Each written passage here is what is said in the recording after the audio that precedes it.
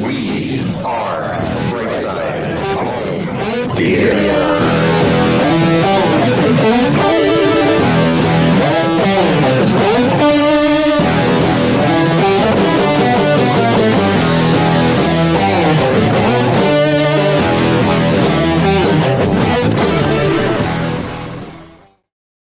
Hey, home theater nerds, welcome to the Brightside Home Theater Podcast, a home theater podcast that's all about the experiences.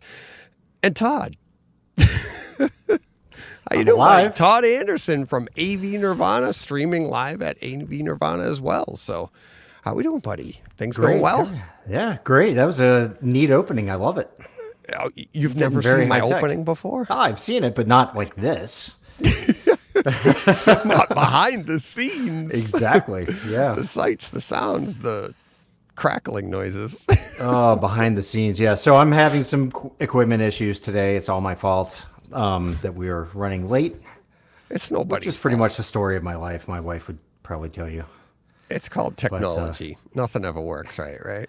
Yeah. I'm trying to hide out kind of in the back room of my basement because my family's upstairs, the dogs are upstairs, and they didn't want to hide out, and keep from running around where the other area that I like to set up in. Yeah. So it's a beautiful backdrop. I don't know. I'm thanks. like, it's. You should just do a live stream of whatever goes on in that room. Look at that. Well, this is my this is the back game room. Yeah. The back game room. This is where you have a front game room. You have a back game room. Yeah, we should do a home theater, one of your home theater tours sometime, and we could do a walk around. What? Yeah, when I get time to edit the 3 I got sitting in the queue. I'm already in trouble for those. Oh yeah. Oh, so. Yeah, this is like the back. We built on a couple years ago onto our kitchen. We had built an addition onto our house to make the kitchen bigger, and this room opened up. I was like, perfect. There you go. So it's just a little more territory that I've claimed down. Yeah, down in the and there goes that noise. And I took care of it. Okay, we're good. Yeah, sorry folks. I have no idea what's going on. It could be my. Yeah, it's weird. My USB interface, but yeah. No biggie. No biggie. Nothing new. Let's go first and foremost. Did you get a chance to hear that interview that I did with Paul on Takeover Tuesday? I heard about 45 minutes of it. I think I heard the meat of it. Yeah, the gist of it. The gist of it. Yeah.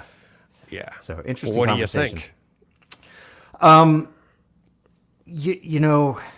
Okay, so from my perspective, I think the most important thing that people should do is make sure that their system is channel matched, leveled, right? Mm-hmm. So whether it's to, it was a little confusing when he was talking because he referenced 85 dB and then he was referencing 75 dB.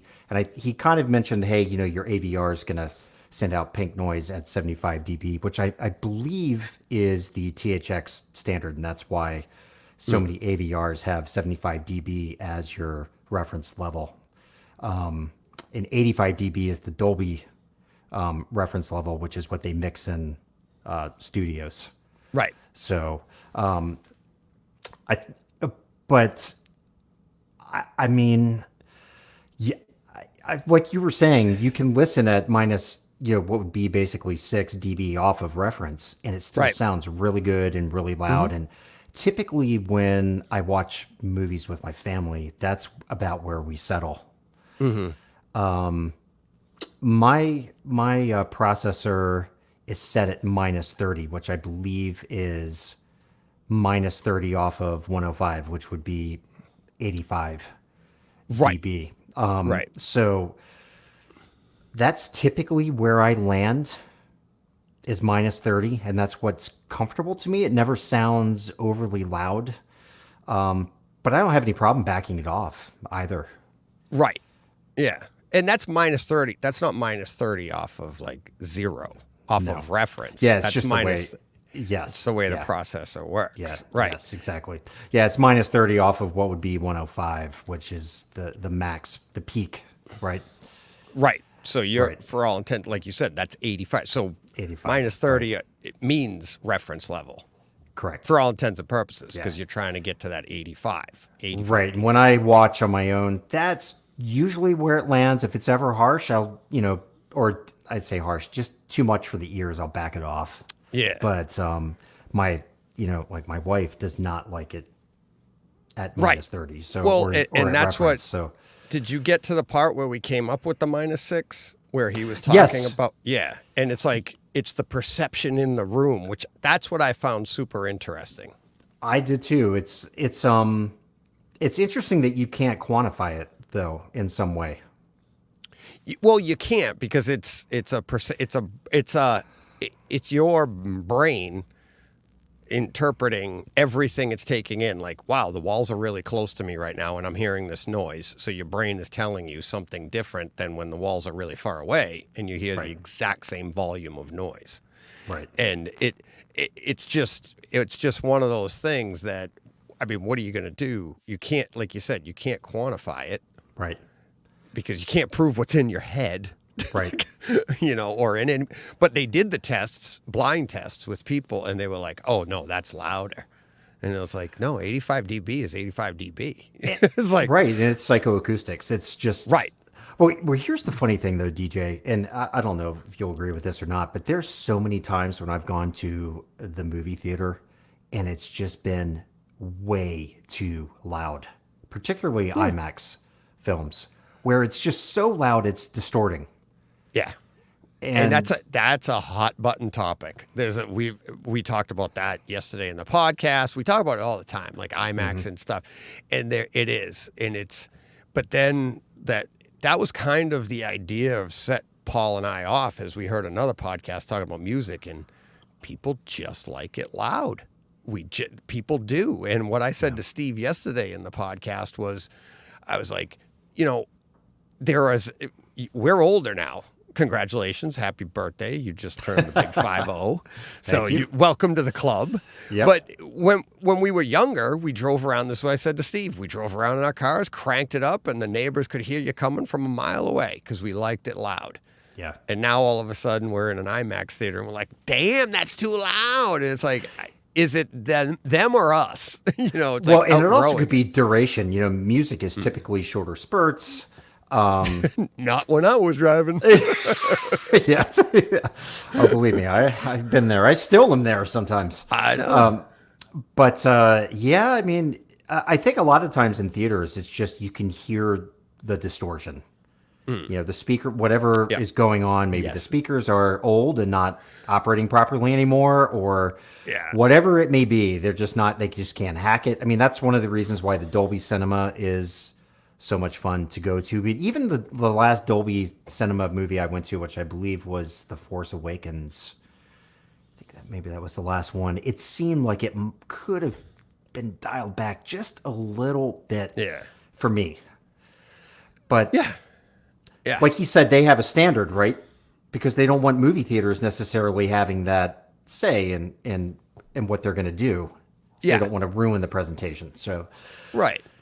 But the other thing that I liked, we don't have to hash this out all over again. It's been a long couple days and I'm getting email after email. And what I do find funny, though, is it's a 3-hour podcast, right? And we do get to the meat of it in pretty much the first hour. But I get emails from multiple people, and they'll be talking about something that they just haven't heard us talk about yet in the podcast because they email you right away. Right. And you're like, just give it. And I just ignore it. I don't ignore it. I read it. I'm like, they'll hear it. Right. But it's like, oh, okay. But I love the idea that there is this kind of research for us to be able to get the experience that we want. Yeah, right. And give us sure. some knowledge for that. We're not just looking anymore. And like I've said to numerous people over the last few days, what I really like about the -6 is I just feel like now there's some solid information here, not just, okay, 0 is reference, or in your case, like that's reference. Why? That's what they mix. The information that Paul dug up and was able to, and actually you put it all together, it'd be like solid to me. It's even more solid to me, and done for people like us that are looking for the right experience, or the best experience we can get. Right. Right. I have to be honest. I had to check today. I had to pull out the SPL meter and go check just to confirm that -30 was in fact what reference would be, or just to make sure my system was calibrated to that.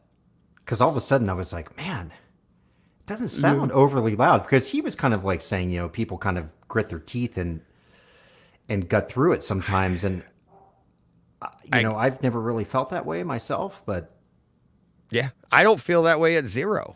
At reference in my room, which is is the same thing, right? Which is the same thing, yeah. I go to 0 and I'm like, I'm not gritting my teeth. Now, some movies sound way louder. Like, you're like, wow, that was mastered louder. And then other movies, you'd be like, oh, okay, it's just normal. But I do like the idea. I'm like, all right, -6, we do this. And then I feel nice. It feels nice when I go to a stream and I'm like, now I'll go to 0. And you're like, oh, wow, it's closer to the same thing. And it's just, I don't know, a lot of good information, and it's a hot button topic. So yeah, for sure. Yeah. Is he, does he master, major releases, or is he mainly music, or is he?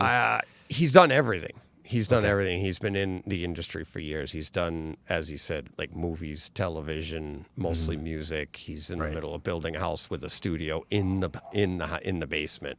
He's putting a huge studio in the basement so that he can just work from home, which is insane. Yeah. Yeah. Oh, that's so cool. Yeah. Yeah. Fun guest. No, definitely. Great guy. Yeah. Great information. Yeah.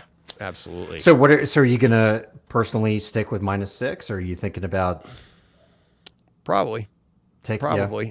Yeah, because I just, like I said, I like the idea that I have a reason for it, more of a reason for it than just knowing, like, this is what I was always told to do. Now, granted, it is, Paul said, he did some research, so there is information behind this more than just being told what to do. You know what I mean? Like, just knowing my now I feel like I know what my receiver's doing. I know what they were doing on the mastering side, and where the intentions came from and what the gap is. So I feel like I have more information, and that's what I've always been about anyways. Right. And it reminds me of back in like the 90s when I was told when I calibrated my television for the first time, and it was like, you're going to have to get used to it because it's going to seem dull. It's going to seem dim.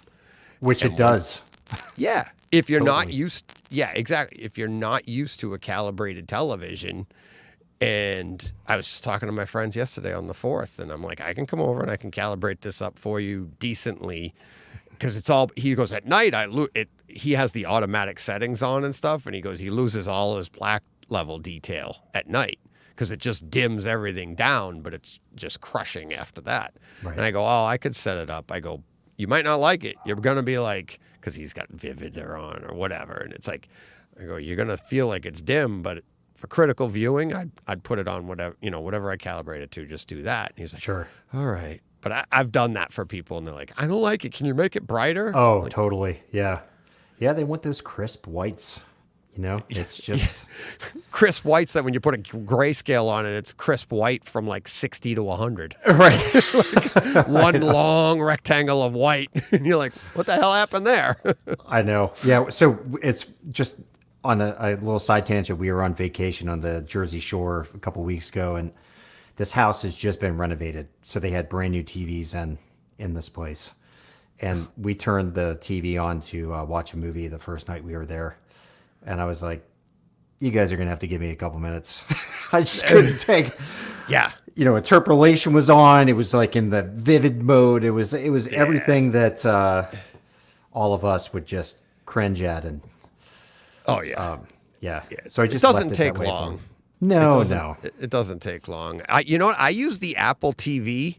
When I go to a hotel, I connect my Apple TV, and I actually use the phone and Apple TV to get everything as close, because it doesn't touch the television, obviously. It just takes the TV, and whatever the TV is doing, it tells the Apple TV, adjust it to this. Right. Okay. And then bang. Yeah. And I have a travel Apple TV that I use, and it works great. Pretty cool. Yeah. Yeah. That's pretty high level. Not really. Travel Apple TV. Do you have a little case for it? You like Yeah, the Apple TV case that it came in. Oh, you need a I case keep that's like padded on the inside with little locks on the outside. I'm not Ethan Hunt. Right. I'm DJ. And Ethan Hunt of the HD world. Yeah, I used to not be able to use Apple TV. It's only in the last, I think, year they added the update where you can use that. You had to use a Fire Stick because Apple TV, you couldn't get in and put the passwords in. Mm-hmm. You know, and it's like it wasn't allowing you into that. You know how in a hotel you got to go into that page and put the code in and stuff. Apple TV updated it, put an update in, so you can do that now. So right, but I like the Apple TV better than the Fire Stick. But yeah, I traveled with one or the other, watching my own TV in wherever I go. That's pretty awesome. Yeah. I haven't even thought of doing that. I just kind of take whatever's given me and. Yeah. It's, You know. yeah. No, I like to have my stuff because I like sleep with the TV on, so I like to have my channels on. Oh, do you really? Oh, yeah. Every Oh, yeah. night? Every night. Every night. Same show. Every night. Every now and then I'll change the show. For one period of time, it was on a loop, and it was Avengers. Put that on, and I'd be asleep before the opening scene. And it's not a knock on the movie. It's just, but yeah, exactly. I do that a while ago. At one point, it was Frasier. Another time, it was Sports Night. I've done it my whole life. Right now, it's Big Bang Theory. Oh, I put it on HBO Max, and it just let it run, and it soothes me. Like it's something I know, and it's common, and I just right out to sleep. Yeah. Yeah, I do something similar, but I don't listen all night. I have a timer set to shut off my phone, and I just have a earbud that I just pop in one ear and just kind of lay down. But it's A Few Good Men is my go-to. Oh, geez. See, I couldn't do that. That would keep me up. That's another one that would, I'd be like, oh. But it's all dialogue, so you don't have to watch, right? And right. I've heard that movie hundreds and hundreds of times at this point, and I could wake up in the middle of the night, turn that on, and I'm out in seconds. Yeah. But so I get it. I just can't have it on because I do eventually wake up again. So and start watching. This actually goes into kind of home theater, psychoacoustics. Did you know your brain actually shuts noises out, and that just like you close your eyes at night, your brain actually closes your ears down. And did you know that? And two, have you ever experienced it? So if you didn't know it, you probably didn't even know you experienced it. Well, yes. I think I know what you're talking about. I've never heard it explained that way, but I have an app that I also use sometimes to go to sleep with, and they have this hypnosis feature. Yeah. And there's 30 different hypnosis things, and they play they call it brown noise, and then they have a voice talking. And after a couple minutes, they start to space their words out or their sentences out, and you can feel that shutdown happening. Coming. Mm-hmm. Yeah, it's almost like you get surprised back when the voice comes. You can feel, it's almost like somebody shining a bright light in your face, and you just kind of go, whoa, and then you feel yourself go back down. So is that what you're describing? So it's if you have a ventilation system going that you could audibly hear, that's usually something when you wake up in the morning or in the middle of the night, or in my case, I'll have the TV on. It's fairly low volume. It's not cranking. It's just enough that you can, if you look at it, you can hear it. Mm-hmm. But you wake up and you'll look at the TV and you'll still just be waking up, and you open your eyes and you look at the TV, and I've been able to hear, and then the volume of the TV comes back. Right. You know what I mean? So I know that feeling. You shut it down, or you're laying there and you don't hear the TV on. Mm-hmm. And then just like you said, in that situation where you hear it, it's like your ears shut everything down. Your brain shuts it all down and just stops deciphering what's coming in. Right. And that's that.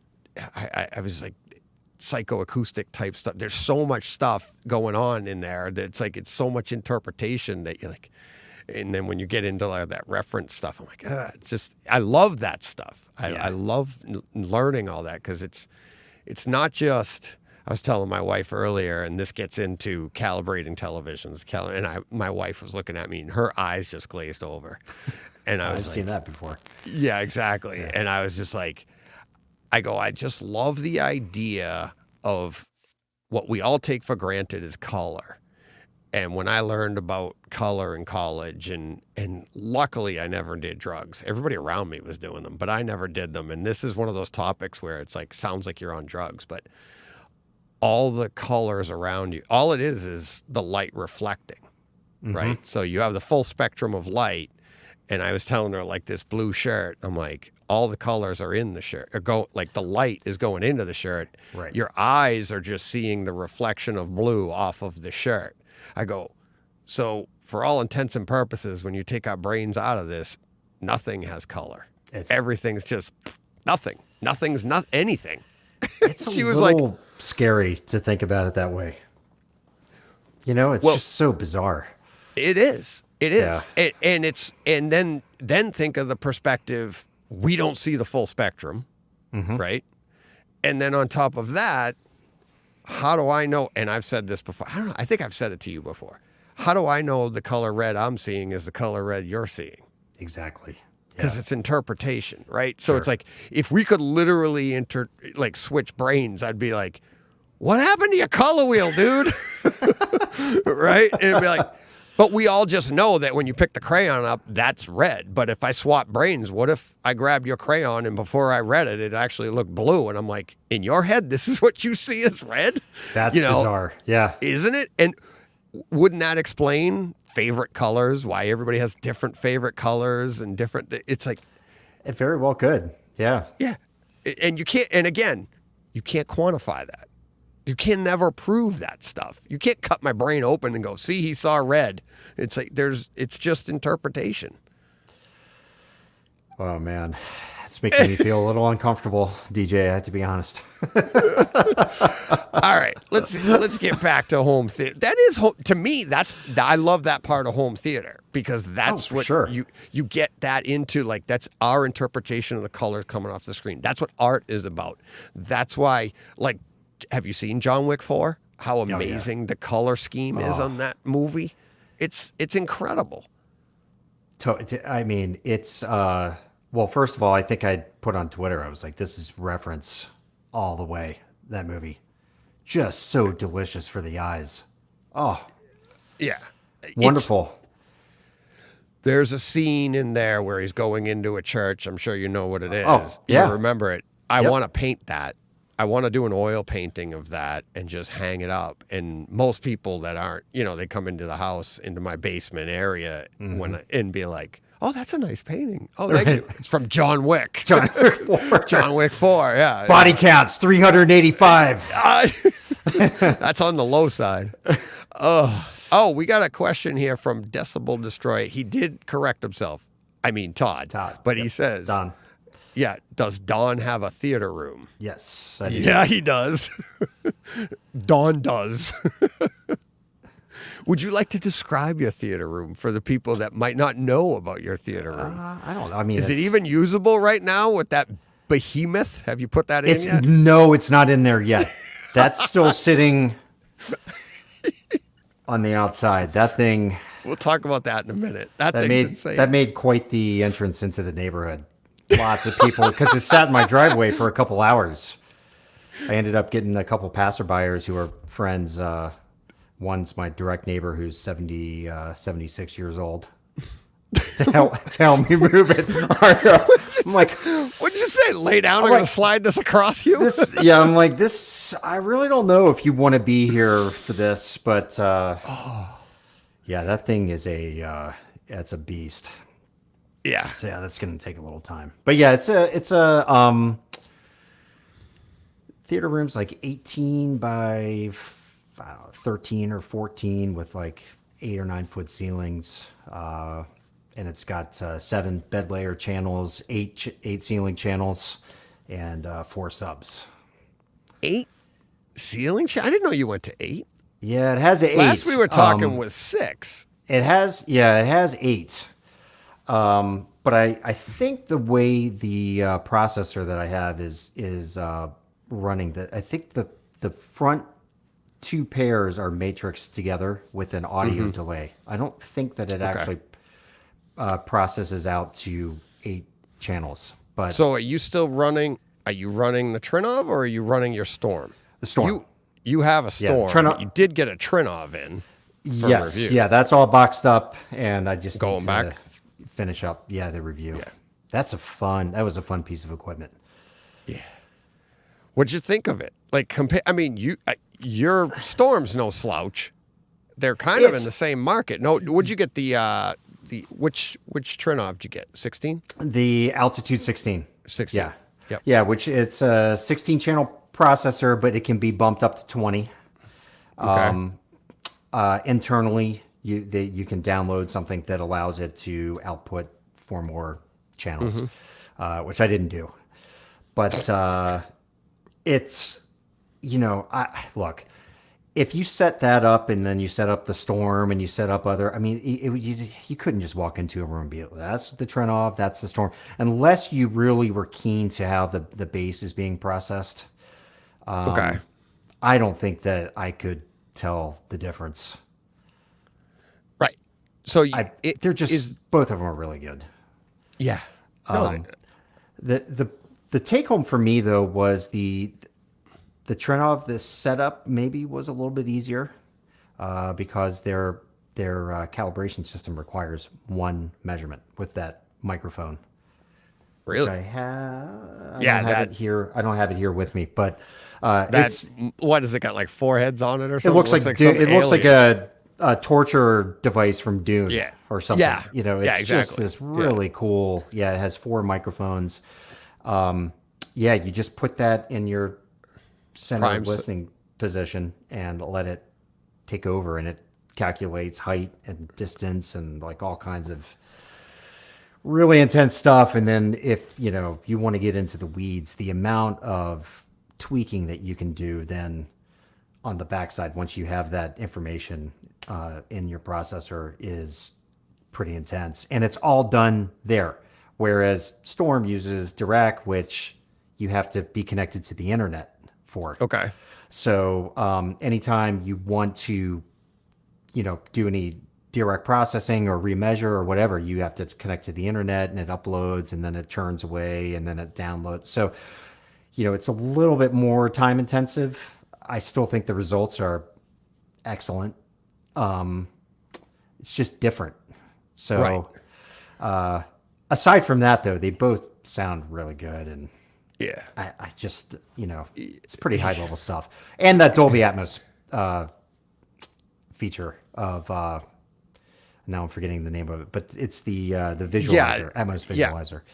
Yes. Is super I interesting. loved that when I saw it, and it took me all of like 10 minutes to go, what am I going to do with that? So like, if at first it seems like something that you're like, this is going to be awesome. And then how often are you going to use it after that? It's like, unless, I don't know. Do you feel, I mean, it was fun. It was cool to see you using it. And then what was the movie that was it Maverick? That had like nothing, like there was something that you... Yes, yeah, and I thought, it turns out that was an error on my end.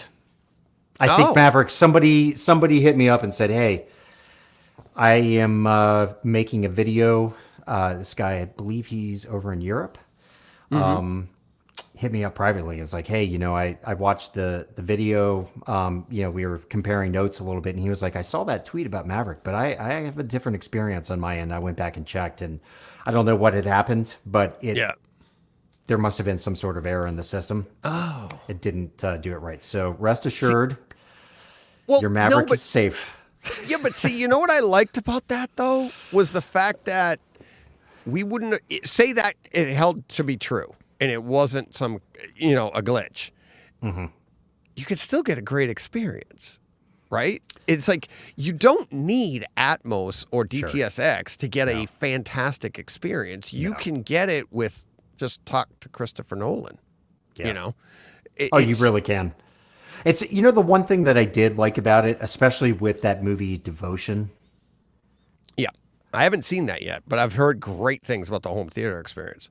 It's the attention to detail on their side that the passion that they put into making that is incredible. I mean, it's, I'm sure if you saw in the video, that was like my number one movie that I ran through in terms of the amount of Atmos content that's dynamically encoded. And it's just insane how much is going on in those scenes.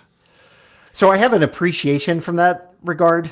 It's kind of like going to a museum and seeing a painting on the wall and you're like, that took 50 years to paint. Like all of a sudden you might say, okay, that's unique. It took a lot more time than the guy over there that threw some paint on a canvas over a period of 2 hours. Not that they're good or bad, but it just makes you appreciate it in a different way. But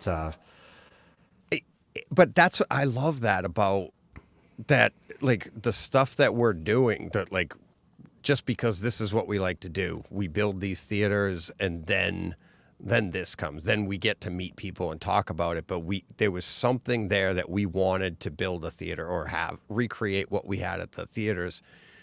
And everybody knows we're just such a small percentage, such a small community anyways. Mm-hmm. But that's what these artists, they're working for us. They're sitting there plugging away, putting these details in, and there's very, very few people that are ever going to notice these details. Yes. And we're the lucky ones that we're not lucky. I mean, we worked at it and we did it one way or the other. We have a theater that can pull out these details, but they're not going to be hung up in a museum. They're not going to be, it's going to be, it's us. And there was a quote in, not a quote, but I heard Ron Howard say it in one of the clips of him talking behind the scenes of Apollo 13, and he was talking about maybe the takeoff or something. And he's like, I'm doing this for the home we love doing this for the home theater people. And really? I almost started crying. Yeah. I was like, he's doing it for me, because you're like, but to hear that from like a Ron Howard, right? Yeah. And it's like, I want to find that so I can get it to it, but that's like the gist of what he was saying. Because he gets it. Yeah. Yeah, they all do. They have to. That poor guy, those people putting those details in there, they have to know that it's going only for people like us, right? It's like, even in the theaters, that's not the same as what we experience. And most people don't even know what they're experiencing in the theaters anyways. And you have to assume they look at the finished product and see all sorts of errors, right? Mistakes that just make them cringe, but we normally don't see that.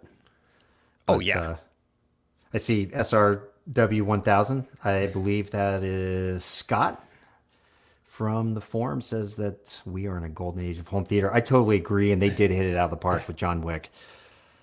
I only wish that John Wick was... How can I say this? And I don't want to turn this into a gun debate, but just I wish it wasn't centered so much around violence. And I say that because I love watching the movies. I really enjoy them. Yeah. But with a lot of the stuff that's been going on recently, there is a part of me that just, I look at it and I'm like, I just wish they could have done John Wick in a slightly different way. But I don't know how you could do it in a different way. Right. Because it's John Wick, right? Well, it's just like, I mean, look at the 80s movies and you hear, I going through Terminator 2 the other day, you're hearing quotes, Arnold was all upset because he wasn't going to kill anybody in Terminator 2. And he's like, I'm the Terminator. What are you doing? He wanted to kill more people in 2 than he did in the first one because he wanted to outdo Stallone in his latest movie. So it was like, and it's that, but you're right. You look at the real world and you're like, what are they doing? But at the same time, that's what going to the movies is about, right? Yeah. I mean, it's a separation, and that's part of like what Steve and I were talking about yesterday about that movie Hijack, and he was like, I wish it was just so unrealistic how they hijacked the plane. I'm like, because you're not. Yeah, you don't want realism there because you'd be afraid to get on a plane if you thought it was at all plausible, right? So it's like you need that separation from reality, and it's like, I mean, if you make a sci-fi movie, you can do whatever you want. You can blow up a whole planet, and everybody's like, "Oh wow, did you hear that explosion?" Right. But it's like because it's a separation of reality. John Wick is like, "This is crazy. This is no, that would never happen." That's the point. That's not reality, and it's a fine line. They seem to have gone way over it, but it's like it's comics, it's cartoons, it's whatever you want to call it. But it's true. I mean, it's very pervasive in our culture. And I don't think it would bother me as much if we weren't having these mass shootings all the time, because they, it's. I don't think one has anything to do with the other, though. That's the thing. It's not for us, not for you and I and most sane people. You worry about the people who it does, right. They, whatever. But anyway, I love that movie. I can't wait to watch it again. Despite, I love things going boom in my theater. I know, man. That one, yesterday I watched The Covenant for the first time. Have you seen The Covenant? Yes. That's my favorite movie of the year so far. Yeah, I think I think that one's pretty good. I mean, gorgeous. That's another one. Visually just, isn't it? Stunning. It sounded amazing. Yes. The pacing of it was really good. How about those shots? Just the idea, the tone of the shot, but then when he was actually, you have Jake Gyllenhaal in the Humvee or in the Jeep, and he's talking to him, but you don't see Jake Gyllenhaal, but you hear him behind you. Yeah. But you see him in the mirror in his Yes. what becomes his interpreter, and the positioning of the sound of their voices is perfect. But you're seeing Gyllenhaal on the left center of your screen in a reflection in the mirror, but his voice is slightly to the side and behind you where it should be, because he's actually, you know what I mean? And then just look at and then back it up after you're done oohing and ahhing at the audio, back it up and look at the background, look at the tones, look at everything, the cinematography on that shot. And you're like, what the hell? And that's why I'm like, that movie, to me, it blew me away. I wasn't expecting that. I had rented it on Kaleidescape, and it was a mistake. I didn't know. I thought I just bought it because at that price, but I think it was like a $29.99, what do they call it? Something rental, the Premiere rental or something. Oh, okay. So it wasn't for sale yet. You thought you were buying it, but you actually rented it? Yeah, I rented it at $29.99 and then went to watch it again, and they're like, "No, you're done." I was like, "Son of a." Did you get the shakes? Were you like, I need to see it again. I need my Covenant. I need to see it again. I want to see. I almost rented it again for $30, and I was like, "Nope, I'll wait." And then as soon as it came, every day I was checking, when's it going up? When's it going? And I just bought it right away. But that movie blew me. The story is amazing. The picture is amazing from beginning to end.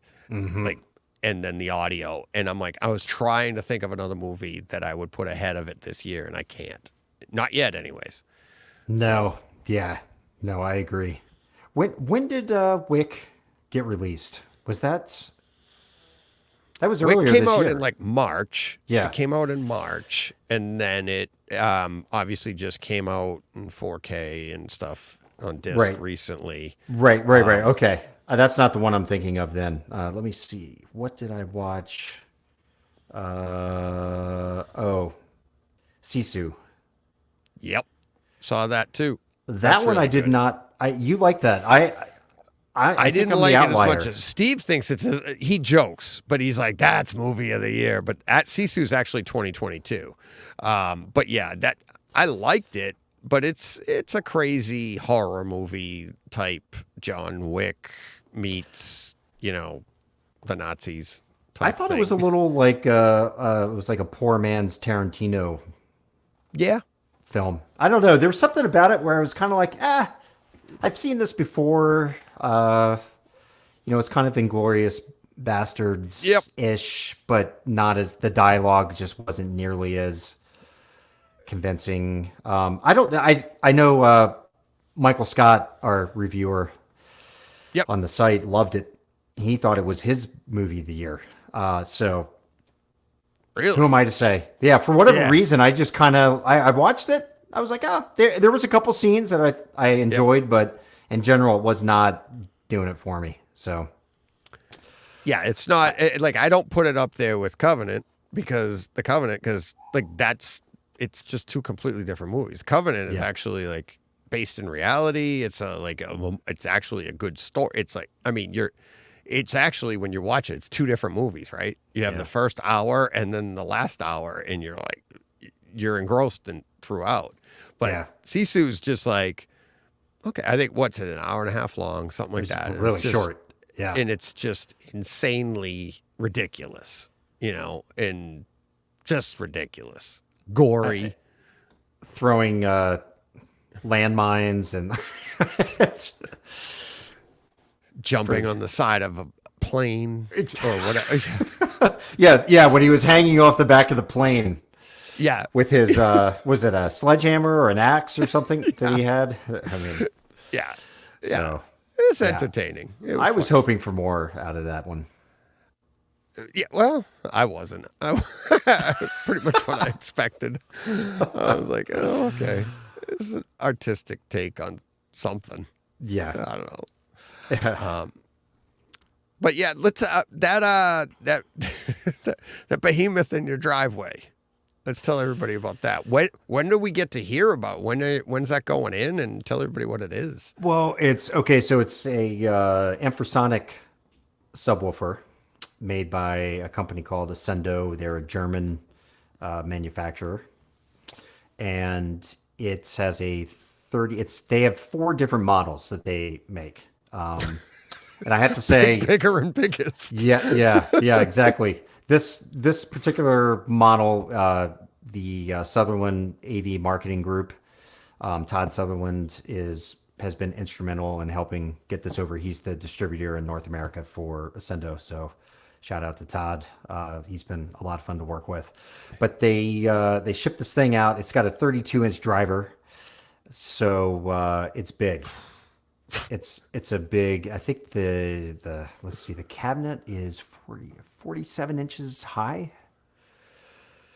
It weighs 350 pounds, and it came in a shipping crate that the shipping weight of this thing was like 456 pounds. Now, Pretty ridiculous. and you had to have a 220 wired into your room. Correct. Correct. Yeah. So the back of the room is wired up for it. It's all set to go. Just waiting on a couple things to finish up so I can move a lot of things around and fit that in. I'm taking out the 2 subs that are in the back of my room and replacing them with SVS SB16s. So the back of the room right now has these Power Sound Audio dual 15-inch driver subs. So it's dual opposed 15-inch drivers. It's actually, it was one of their first 2 models that they made back in the day. Okay. I want to say that was probably 7 years ago, 8 years ago now. So those are going because the subs all need to match in order for the crossover from the infrasonic sub to the subs to really work correctly. The crossover at what's it crossover at, like 10? Yeah, it's like 20. It's like 20 or 25.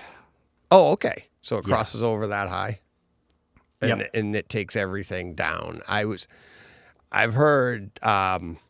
It's funny. Keith Yates talking about this a bunch and getting down to the. You're starting to hear more and more about it. And Yes. I mean, when you met them or something at last year's CEDIA, right?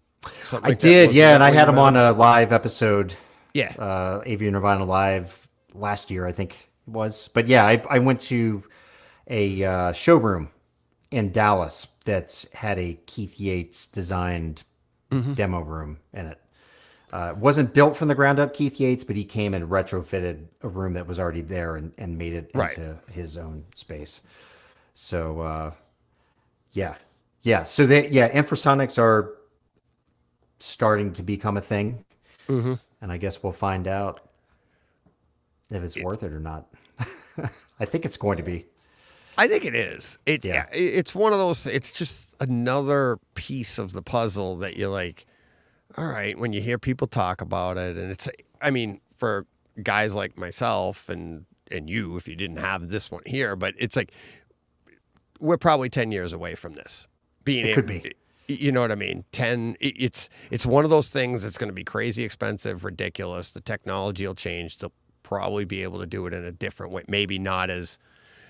They'll find a way to make it cheaper or something, but even more adaptable to a room. I mean, basically, what it sounds like you have is like, okay, I can have this in my room, but then I can't be in there. So what are you gonna do? Right, so, exactly. You should hear what's going on in my room. I hear it's really good. I've never been in there myself, but they've got a 24-inch. I think it's 24 inches. The 32, a 40 or 50-inch driver, and then an 80-inch. So they get bigger and bigger and bigger. Originally, we were talking about the 24, but they just didn't have anything that they were going to be able to ship over because their stock was all going out to customers. That's good. Yeah. So they were moving a lot of those, and they were like, well, let's see if we can get this in there. So, it's going to go behind my seats. There's not a whole lot of room back there. Yeah. And they said that's fine. They didn't want it to go in the front of the room. They wanted it in the back of the room. That's good. So, I know. Yeah. Just screen. I know. I know. It would have been a real problem. Yeah, just I don't think it could have worked. Now, the 24 could have fit in the front, but I would have had to orient it on its side. But I'm looking forward to getting it in there. Todd, Matt Trinkline. That's with you. Yeah, exactly. Should I start talking about myself in the third person? Todd likes bass. So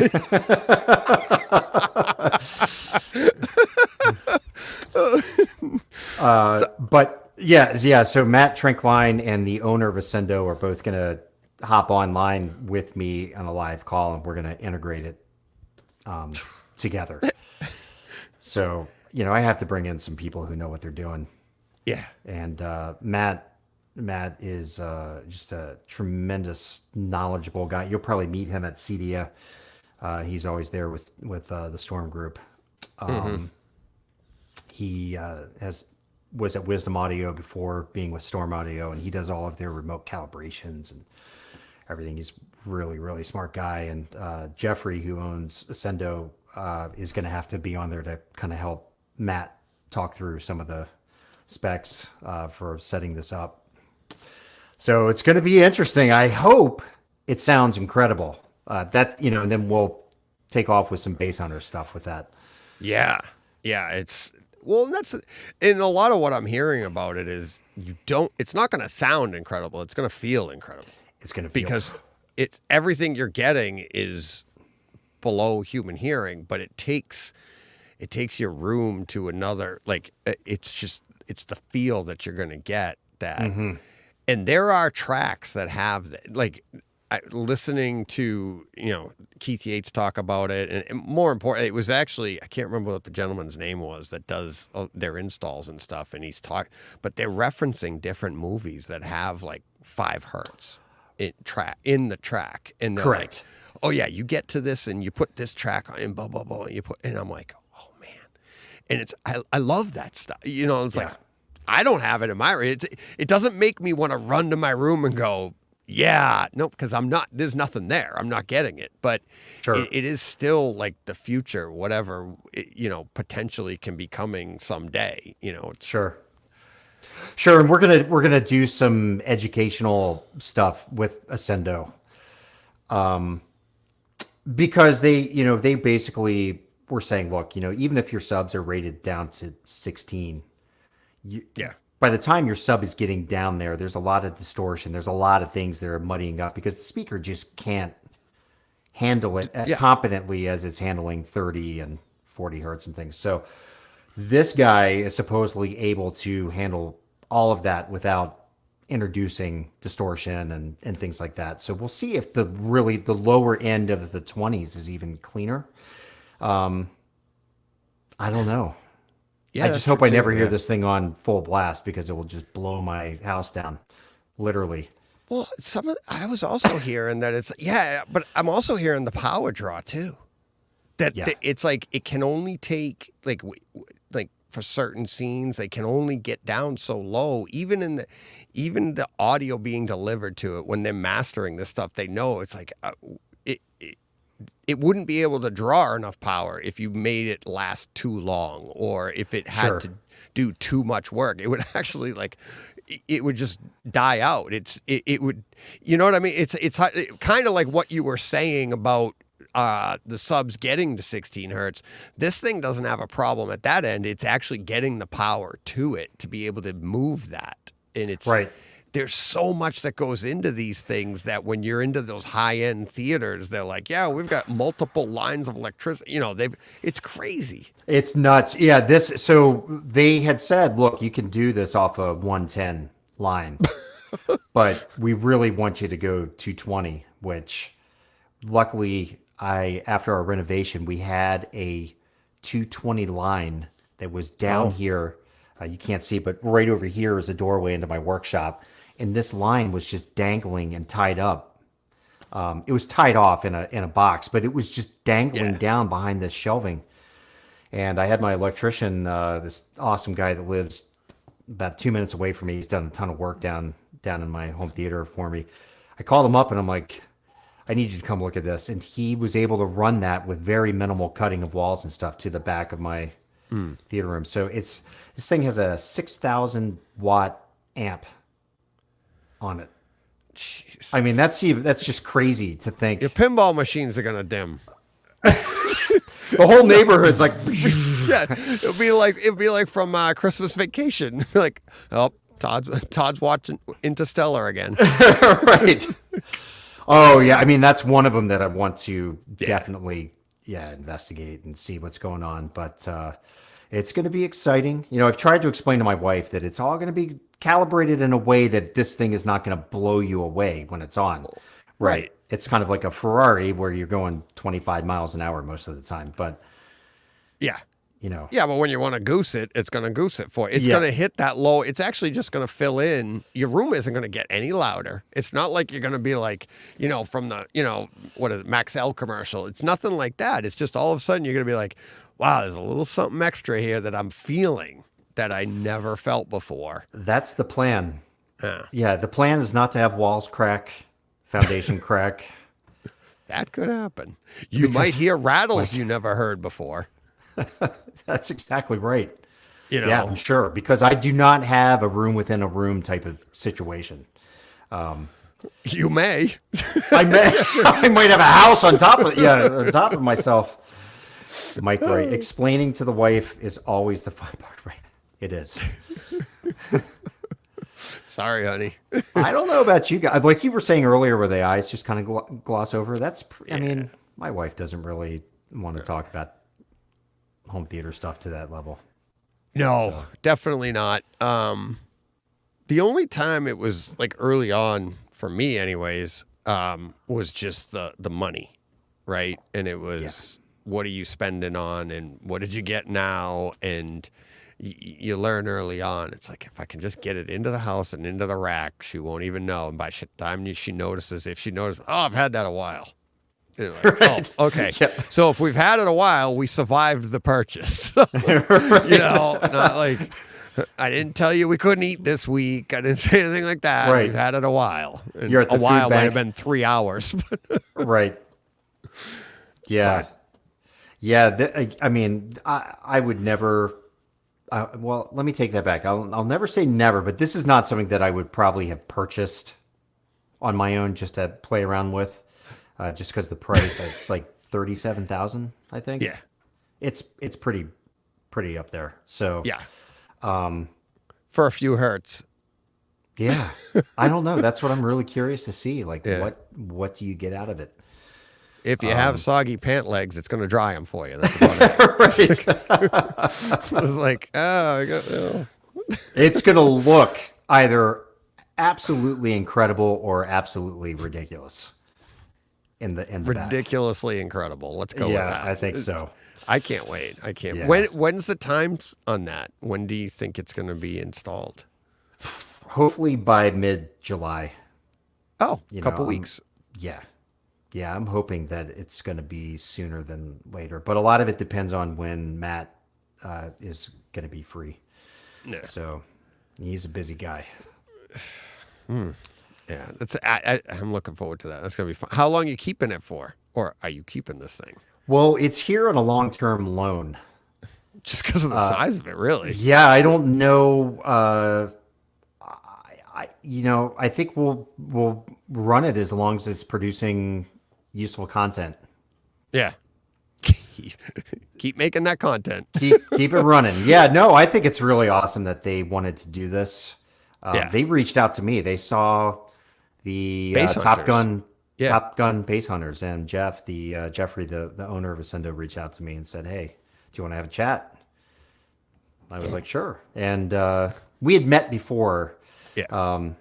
but we had never, discussed doing anything like this. So I was definitely interested when they first brought it up. I'm like, wow, I don't know if I have the space for that. And the more Yeah. we talked, they're like, yeah, it's fine, it will work. So Yeah. It's. I mean, you could get it in there, but it's. Yeah. You're losing real estate for if you're going to host a bunch of people for a party or something. right, yeah. Well, it's going in a place that nobody ever would have been in anyway.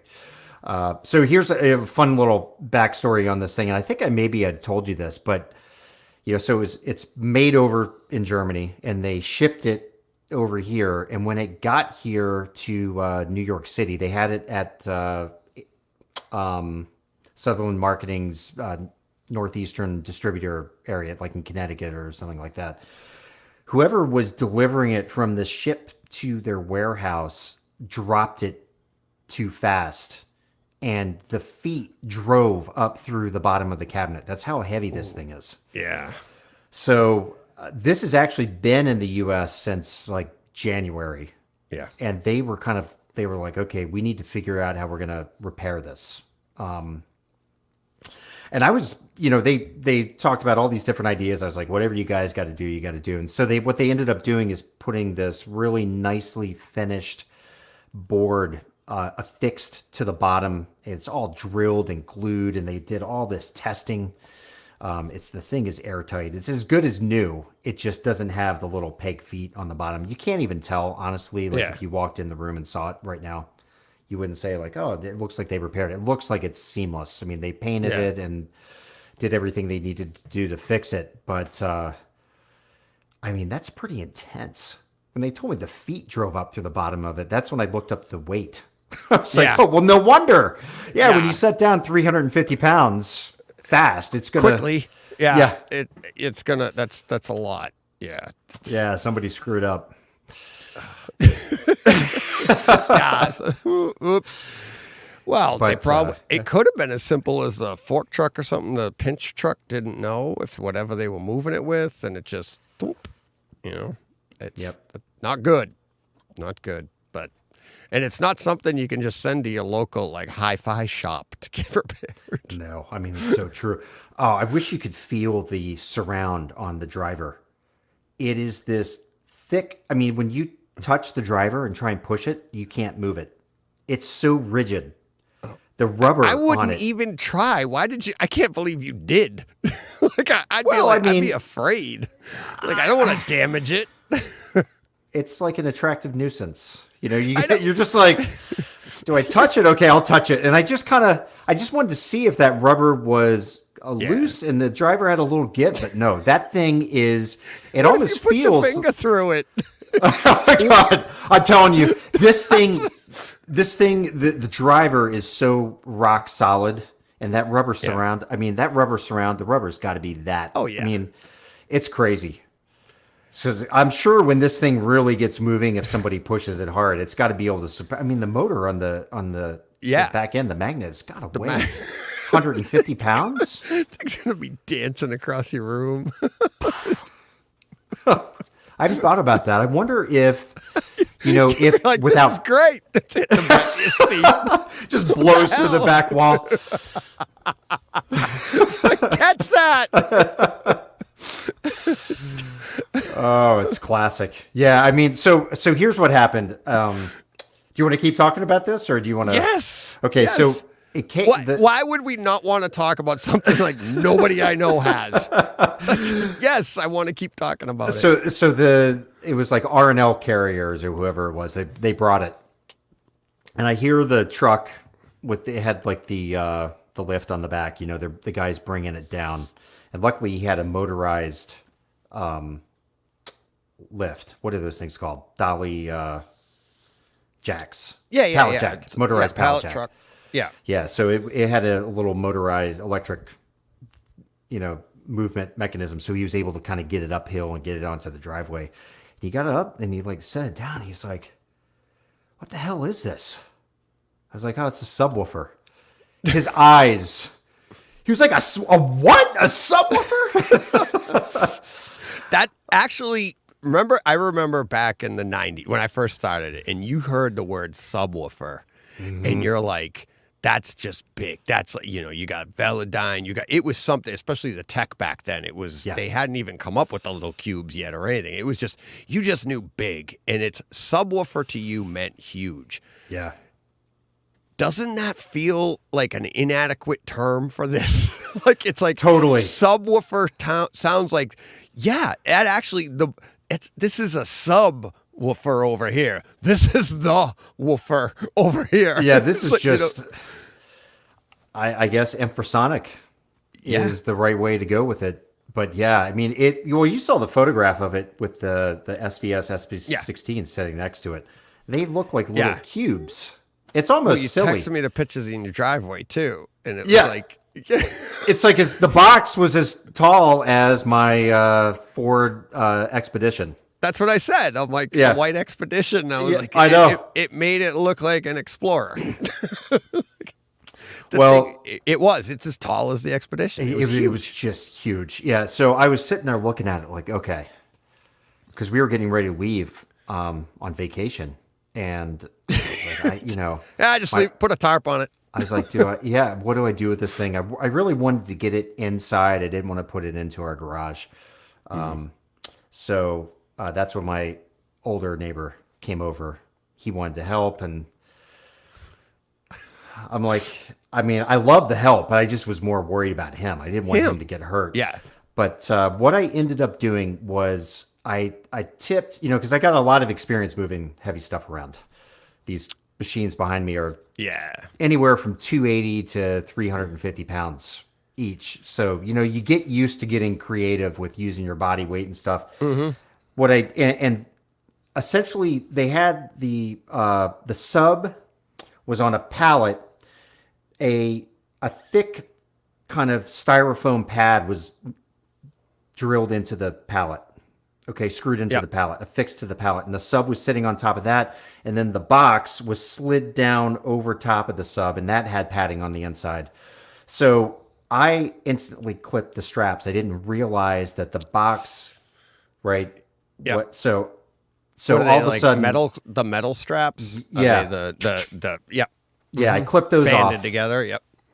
And all of a sudden I was like, okay, well, now the box on the top can wiggle and the speaker can wiggle, but the platform and the foam on the bottom, the styrofoam on the bottom is affixed. It's just sitting there. So what I ended up doing was I tipped the sub down onto its back with the box, but left the crate on the ground, right? Does that make sense? Right. Yep.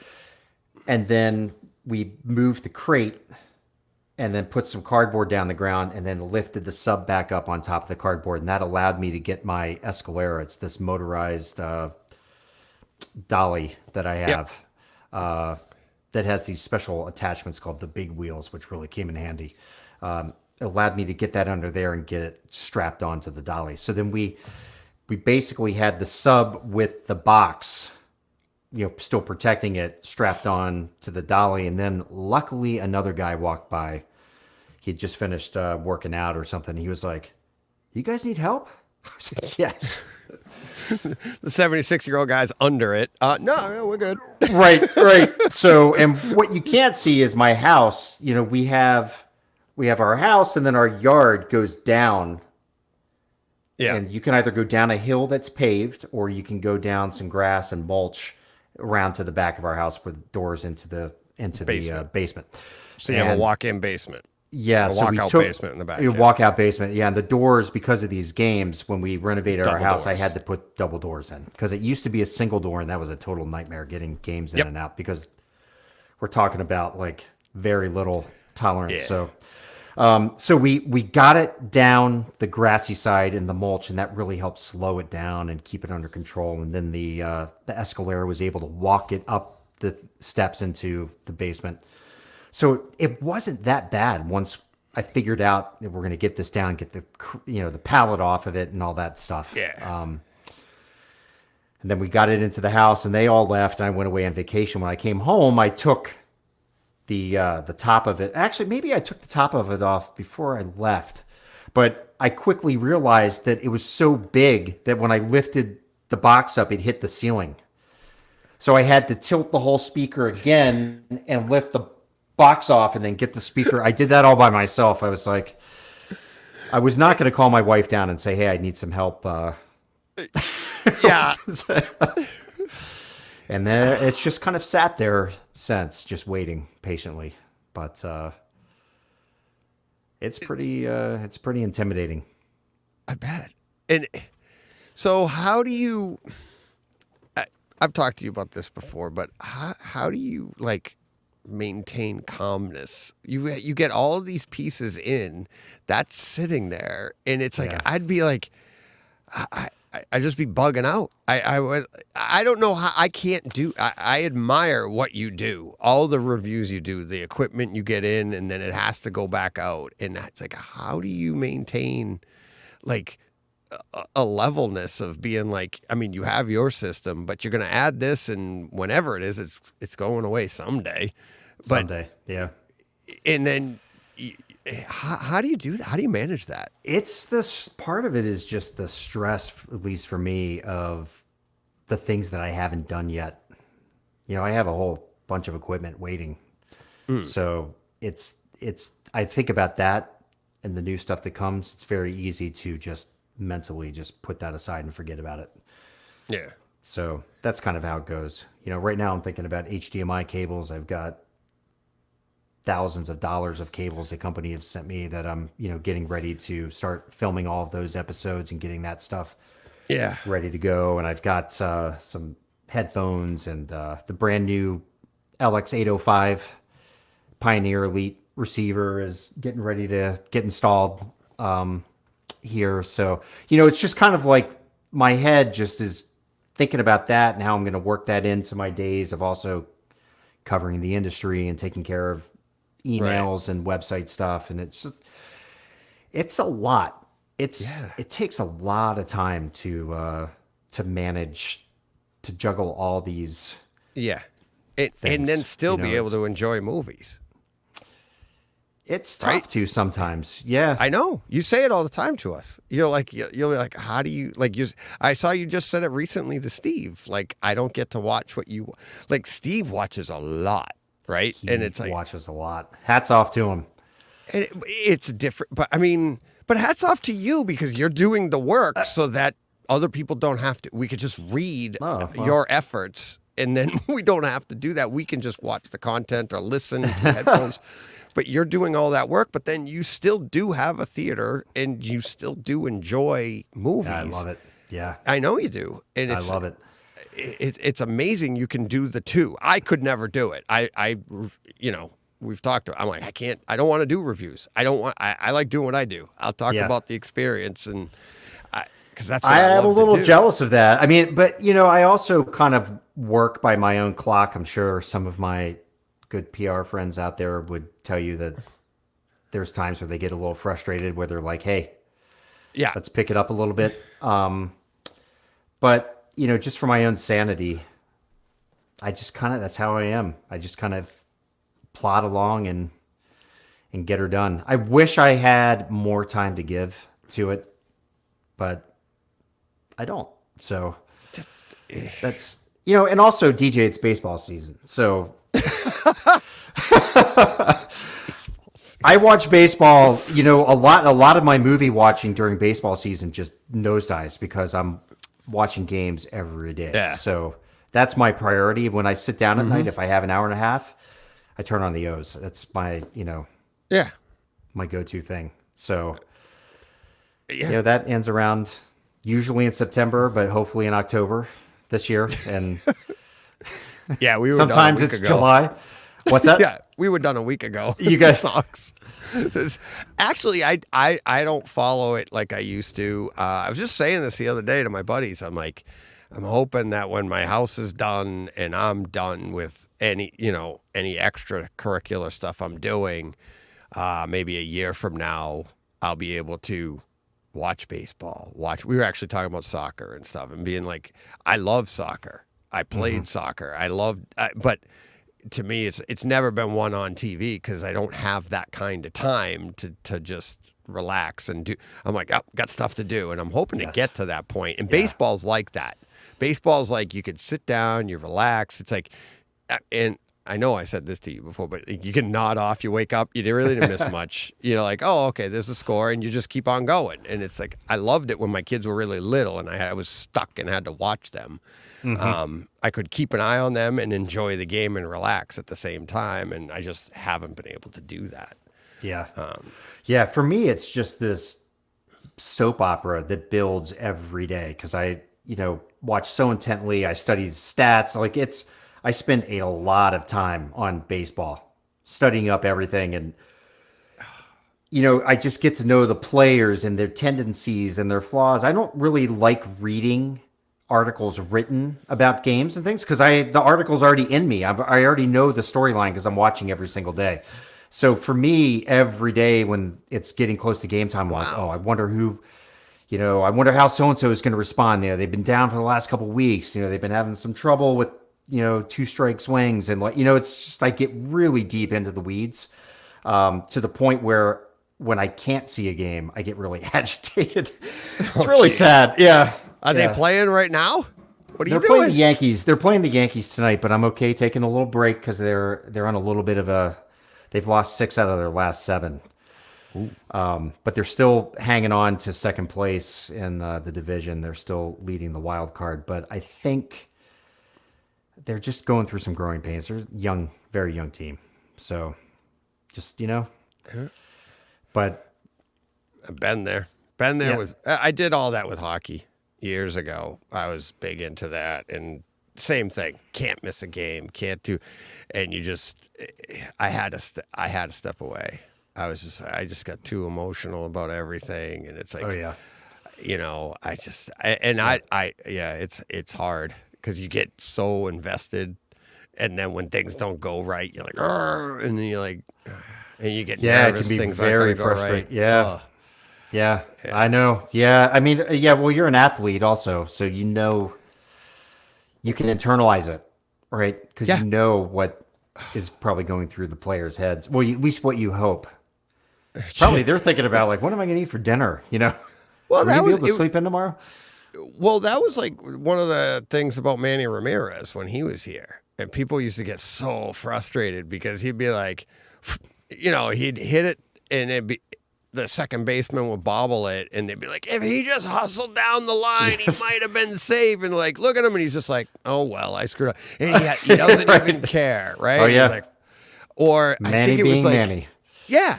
Yeah. But it was that mentality that have you seen his career average? He doesn't care. And that's what made him great, is he didn't care like we all did. Like everybody gets angry. It's a good life lesson, I think, not to get too high on the highs and too low on the lows. And, you know, I think a lot like we were just talking about with, you know, the stress level of having products waiting to be reviewed and people asking you where they are and PR folks reaching out and saying, hey, I've got a story for you. And, you know, it's, you know, you do just kind of stay even keel. If something passes, it passes.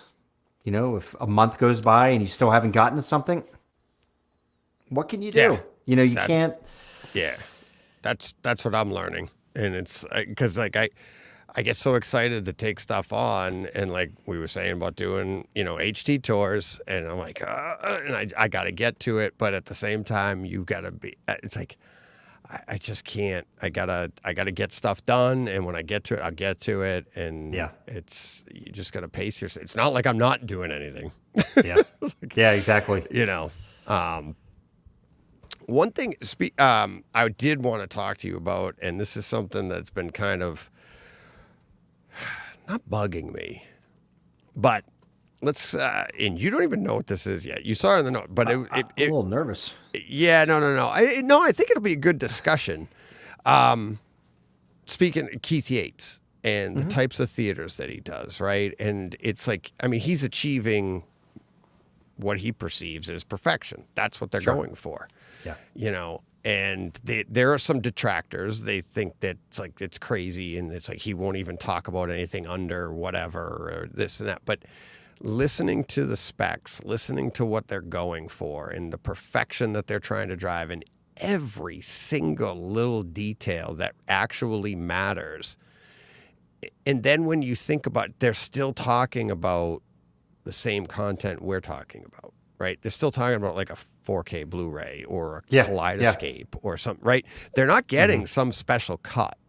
They're spending upwards of, sometimes $1 million more on these theaters because it's built from the ground up, like you said, for perfection in every single way, like from the materials used on the walls, and and all of that goes into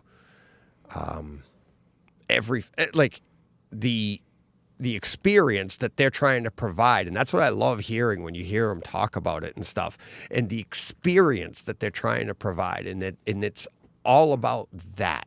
Yes. And what I've found about it is like, some people don't like that. Some people don't want to hear about stuff that's outside their stratosphere because they're just like, oh, no, I've always been like, I don't think I could ever achieve that stuff, but it's fun to dream. Much like the infrasonic sub, right? Yep. So, like I said, 20 years ago, I dreamt of a Kaleidescape, and they come back down to Earth. And believe it or not, I mean, a lot of people they came down to Earth. Yeah, they used to be like your infrasonics. They were more expensive than that, actually. Yeah. But my point with the Keith Yates stuff in those types of theaters, you were lucky. I've never been in a Keith Yates theater, but I've been in some spectacular theaters. And it's this stuff. Now, here's where the bombshell comes in. We need to realize, in a lot of, like at our level, when we're talking about these little tiny things, how far away we are from perfection. And then when we're getting all like into the weeds over -6 dB on reference level, and you're fiddling with every little detail that you can possibly fiddle with, we're still like so far away from perfection. Right. Doesn't mean we shouldn't fiddle. I'm not trying to say that, but sometimes we lose focus on just sit down and enjoy the movie. Yeah. It's like you're fiddling with something, and you're like, this is gonna make it perfect. No, it's not. It's like, not perfect, like a $2 million theater that's been installed appropriately, right? Right. And to get that, there's so much more that you can do. And it's like, and like with all your experiences, all the stuff that you've tested, it's like, I know you have a grasp of that. I just think a lot of the listeners, a lot of people don't like. You think like you're top of the line, that JVC, what is it, the 30th anniversary, whatever the anniversary one is, right? Yep, 25th. And the 25th anniversary, and they're like, that thing is awesome. It just blows everything away. I'm like, no, it doesn't. Yeah, it's like that. I mean, I've said this to people, like that's the top of the line of entry level. Right. Yeah. Right. Exactly. Yeah. It blows everything away that's $30,000 and under. Right. To varying degrees, but but it doesn't blow away the $180,000 Barco, whatever. I don't know. Yeah. It's in those systems that people put in, and and when you see those, it's kind of another level that, again, it's almost like you can't quantify it. Mm-hmm. You don't know how do you, and to be fair, our systems are really, really good. They are. There's no doubt about it. But there is a whole other level way over us that shouldn't be ignored. It should be admired, watched. And then I think that's why I do appreciate the content more than, and I love to fiddle. I love to tweak and I love to do all of that because that is the fun, and to see how much better we can get with what we have. But also keep in mind, it is about the content. It's about we're building for the experience, and get out and sit down in an experience, Yeah. Yeah, I see Scott saying the Christie Eclipse is truly amazing. And it is truly amazing stuff. Like earlier on when you were talking about -6 dB, and I kind of alluded to I think the most important thing is to make sure your channels are level set. Yeah. And that kind of gets back to that idea that, look, we're not going to ever experience that absolute perfection in a lot of our rooms. Some of you out there listening to this probably will, or have that at your house, and that's great. But most, 99.9% of people will never be able to afford that kind of experience. But you can still have an amazing experience with an incredibly inexpensive system as long as you take the time to set it up correctly. Right. That's it. I mean, you can buy relatively inexpensive Polk audio speakers and have an AVR that costs $800. Go out and buy a Blu-ray player, and you will have a phenomenal experience as long as you take the time to dial in the equipment that you have. Yes. I think that gets lost a lot. We were talking about a $37,000 infrasonic sub. I mean, it's awesome. Yeah. But, there are things that you can do. You could put cheap bass shakers into your chairs and, run them off an old, I did that for years. Yeah. It was great. It adds another dimension, right, of something that you aren't getting out of your, less than capable subs. But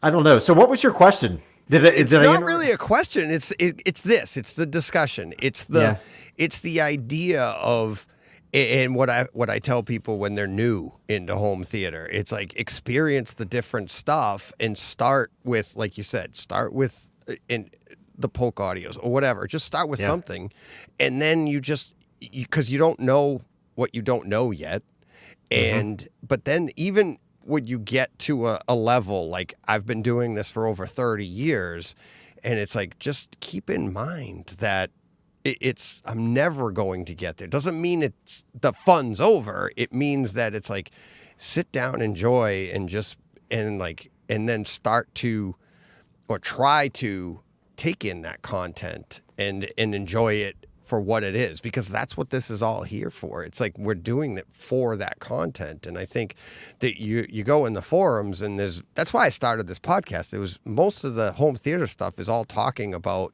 gear. And it's like, what about what we're doing with the scenes, like, how are you testing all your gear and stuff? And it's like you're doing bass hunters. That's awesome, because we're taking that, like you said, like, Todd loves bass. That's how you have to open. Right. You have to open the next bass hunters with that. Yeah. Oh, that'd be hilarious. Okay. Yeah. Next one's going to be John Wick 4, by the way. Oh, really? So, yeah.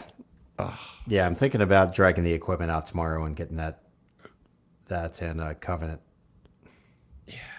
But see, and that's the fun stuff. That's you don't need to have a Keith Yates theater. You don't need to have perfection. And you do have a great theater, don't get me wrong.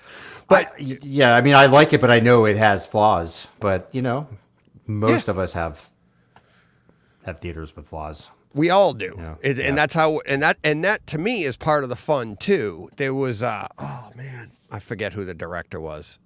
I think he's done the Fast and the Furiouses, and then he did this other movie. I think he did Hurricane Heist. Oh, his name's on the tip of my tongue. Oh my God. But anyways, in the Hurricane Heist, he did, is it Rob something? Cohen. Is it Rob Cohen? Yes. I think. Yeah, I think it is. Yeah. Okay. So I think whatever movies he was doing before Hurricane Heist, right? He had an insane budget.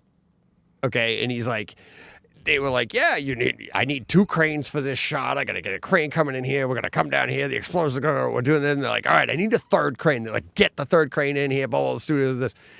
He wanted to do a shot for Hurricane Heist. He's like, I need a crane. They're like, no, figure another way around it. He had no budget for another crane or a crane or something. And he's like, Right. So they developed a technique around it. And he's like, and he says in the like audio commentary, he goes, that's where art's made. Art isn't made when they just keep giving you money to throw at something and do it. He goes, I had to figure my way around this stuff. And that's where it comes. And that's what we're doing in our room. It's like, for all intents and purposes, we're taking, whether it's a small bedroom in an apartment or like Steve, took a garage and turned it into a theater. Yeah. We're all creating art with our theaters, and because we're trying to work around all those imperfections and create an experience that's like going to the movies. And at the end of the day, we actually overachieve because it's better than when you go to the movies. It's so true. Isn't it? I mean, yeah. Yeah, and that's ultimately what I want. It's just better than that.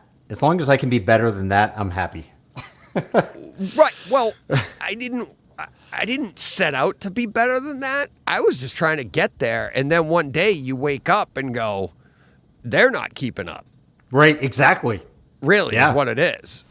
It's like I kept working and working to get there, going to Dolby Cinemas, trying to like experience it. How do I get there? And it's like, I mean, SVS has to just put their ad outside of Dolby Cinema. Like, do you want that bass? Call us. Yeah, exactly. And that's pretty much what I did.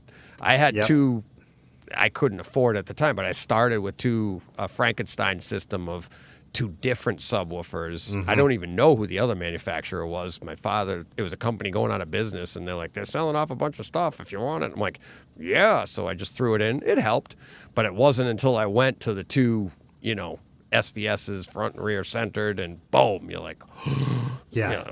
What a difference. That's one area where I think we've talked about this before. It's like one of the areas that I think you absolutely can't skip on is the sub. It's you really, can't, or you can. Can't. It's. I mean, if I was a newbie in this hobby. All right, we're going 3 hours again because we're going to push back hard on this. No, just kidding. I would say, let's remember, Todd loves bass. Don't race out and buy whatever you can afford right now. Right. Save. A sub is something that I would spend an extra year saving for, just to kind of get into. More important than an engagement ring. It's right, honey. We'll get married in 2029. Honey, yeah. You spent a month's salary on this, and how much on that? Right. I think it's easier to get away with budget speakers than it is to get away with a budget sub, is what I'm trying to say. And I would save as much as I could for that subwoofer, because otherwise you're going to end up just buying the next budget sub that's another 200 more, and then you're going to get rid of that after it, breaks down on you and bottoms out, and then you're going to get the next one, and now you're at $800, and then you're like, well, what I really wanted is, I don't know what would be kind of that good entry level, maybe $1,000, somewhere in there. But I would strongly encourage people to not just buy the cheap. Right. I'm not going to say any name brands, but everybody knows. Well, here's the thing. It depends. Like when I started out, it was, subs were hard to come by. They were super expensive back then, and you just didn't have them. And I was in a living room. So it was a little different. So I did, my first, I'd say 10 years of home theater, I didn't have a subwoofer. Mm-hmm. This is 80s into the 90s. Then when you get one, and it was my NHT, so I went with the NHT subwoofer. I think it was the 10, which had external, amplifier to it, and it was pretty cool. Looked in the rack, and it was a nice add to the system.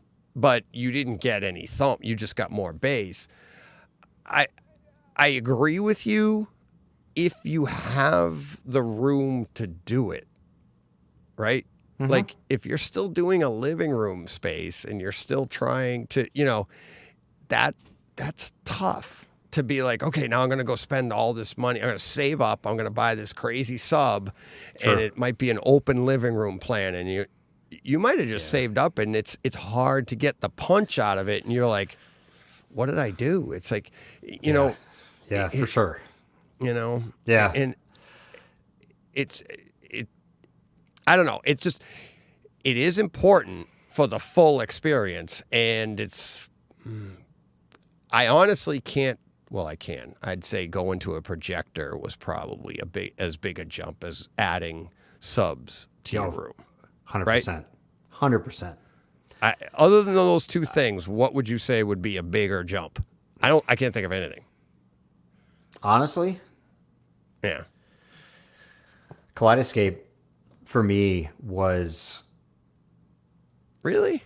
Yeah, just for the way that you acquire movies, but also the way that you get to experience them, at least for me.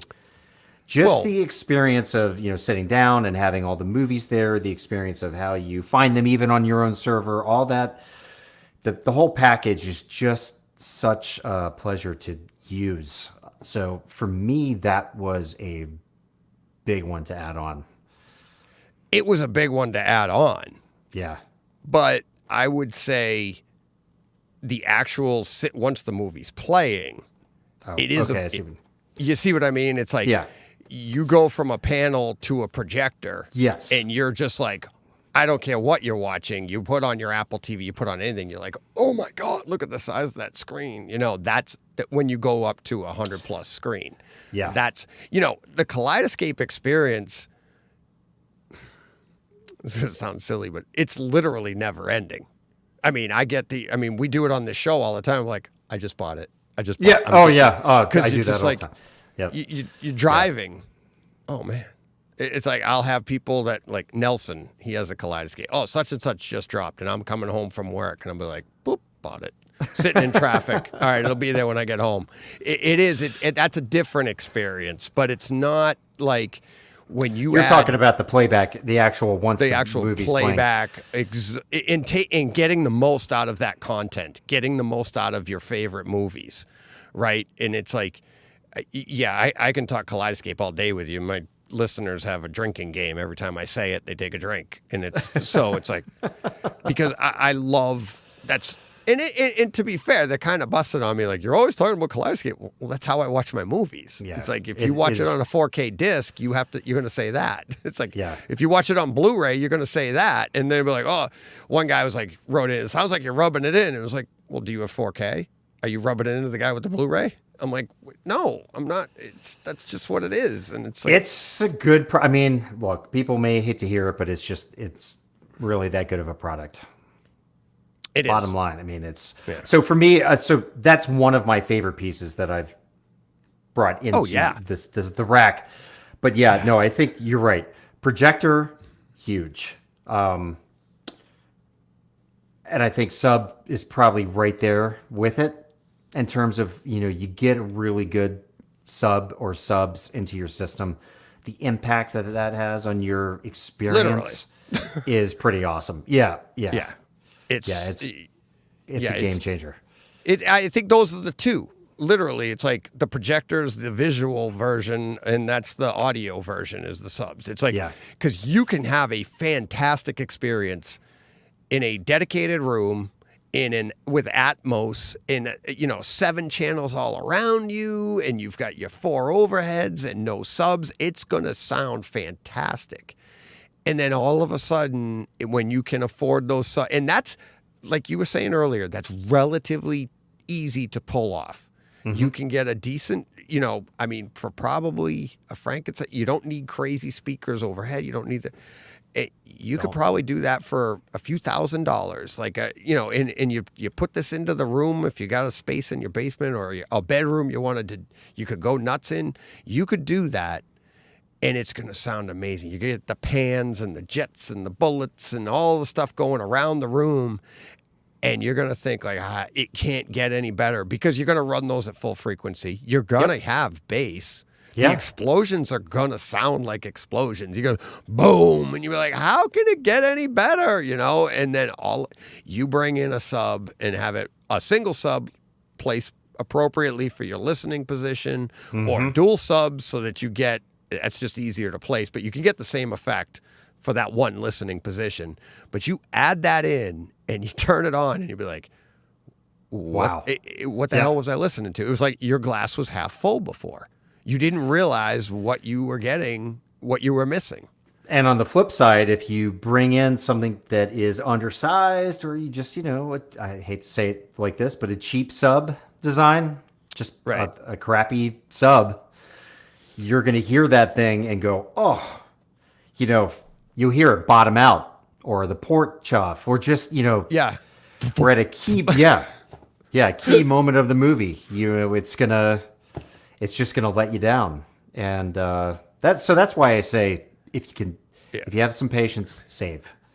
Yeah, it'll pay off big time. For the speakers, though, I mean, twice a year, Polk Audio has a 50% off sale.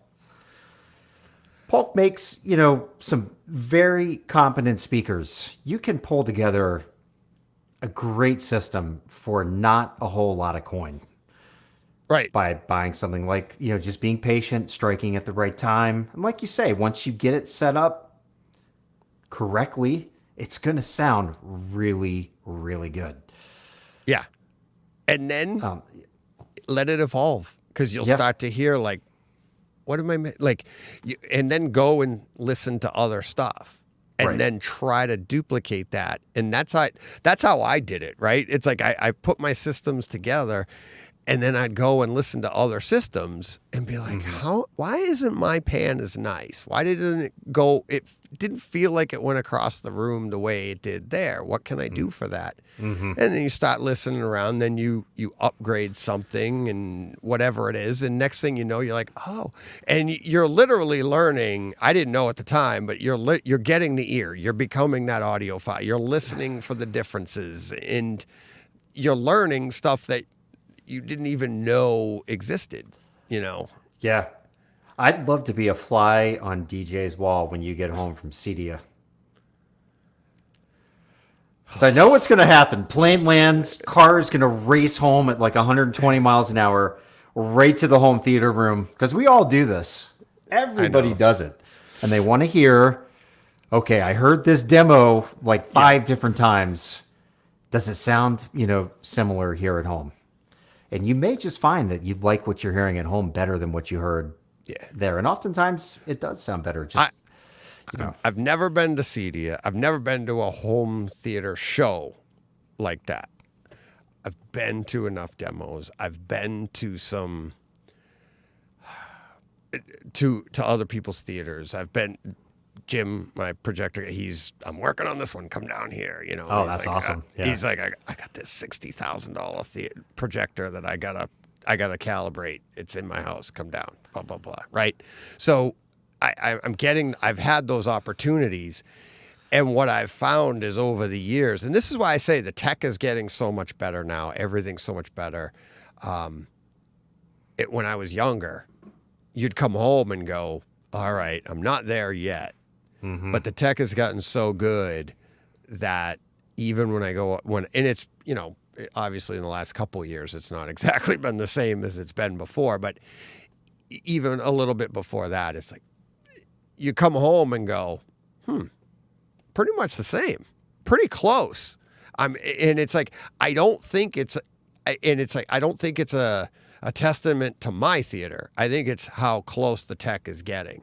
And how good it has become, that even all of the good stuff has come down to our level. So like even the Keith Yates design, it's crazy. You have to actually have special materials on your walls. Now, that's the level they're getting to for improvement, because we've gone so far that the tech is so good that we're like, all right, now we got to improve the walls to find some kind of an improvement in the room. Right. That's how insane it's gotten. Right. Which is great. That's great. But yeah, you want to know something really cool about Keith Yates is that he's not. You would think that somebody who's building multi-million-dollar home theaters, and he has these, clients that are building 15, $20 million homes and things like that, that he's probably raking in some good coin. I don't know what he's making off of it or not, but that topic, that discussion is nowhere on his radar. He is so dialed in on the experience that he's giving people. Yeah. That's all he cares about. Yeah. And it's great. It's really cool. And when I talked to him last year at CEDIA, he was telling me this story about this one theater that he had built, and the wife of the family was kind of giving him a hard time during the process, and he could tell that she didn't think the theater was kind of like the most important aspect of the home, and this and that. And he went back to visit and talked to her later, and she told him that she would go into that room every night and just sit there with the lights off, no movie playing, just because it is that absolute quiet. Yeah. And just even that for him just brought a smile to his face. Like, he just loved the fact that he had even delivered that, to her. He has tons of stories about how people just have these, grins on their faces when they do their first showing in the theater, and they take pictures of the families and stuff, and everybody's just like, wow, it's really cool. But I love that about him, that he's not pretentious. You don't get the feeling like he's specking things out and he's getting his cut type of thing. He is so fixated. It's not about the money. And this is the stuff that I'm talking about. Like, we're doing it at our level, right? He's building the Ferraris. We're the Fast and Furious people. We're like, but it's true. It's like, and we're all doing our theaters, whether you, like Steve George had somebody install it for him, but it's like, or you did it yourself. It's like, we all have a level. It's a piece of art to show off art, because all that Keith is doing is taking something and he's trying to, solve as many problems and try and create something that really shouldn't be done in these spaces. Mm-hmm. And that it takes an artistic, creative mind to do all that. And I know exactly, like, when you're telling that story, it's like, and how excited he gets. He doesn't do it for the money. He does it for that, the look on the people's faces, the appreciation they get. Because when I've done art for people, I can't wait to show them. I can't wait to see, like, their reaction. It's not about, and most of the time, like, I've done stuff for people, I'm like, I don't care about, I just want to do this project. I want to do, did I tell you about the time I painted the guy's bike and I put his tattoo on it? Mm-mm. His full back is tattooed. You would never know. He's a businessman and everything, but he has a full back tattoo. I'll show you, I'll text you the pictures. Okay. But he's a big cyclist. And he had sent me years before, he had sent me pictures. I work with the guy. He's a manager at a dealership. And he had just sent me a picture of his back. And then he said, I need some work done. And he has like a $16,000 road bike for cycling. And he's like, I need some stuff touched up on the... Yeah. He's like, I'll take the frame. I'm having the bike broken down, taken apart. I'll give you the whole frame. And I mean, it's one of these frames that you can hold in one hand and do this with, right? It's carbon fiber frame. And he goes, I just want it touched up. So I'm like, all right. So we talked about this in July. And he goes, and then he goes, and you could do whatever you want to it. And I'm like, okay. So, and I went up to it and I got the idea like maybe 10 minutes after I talked to him. I go, anything I want? He goes, anything you want. Okay.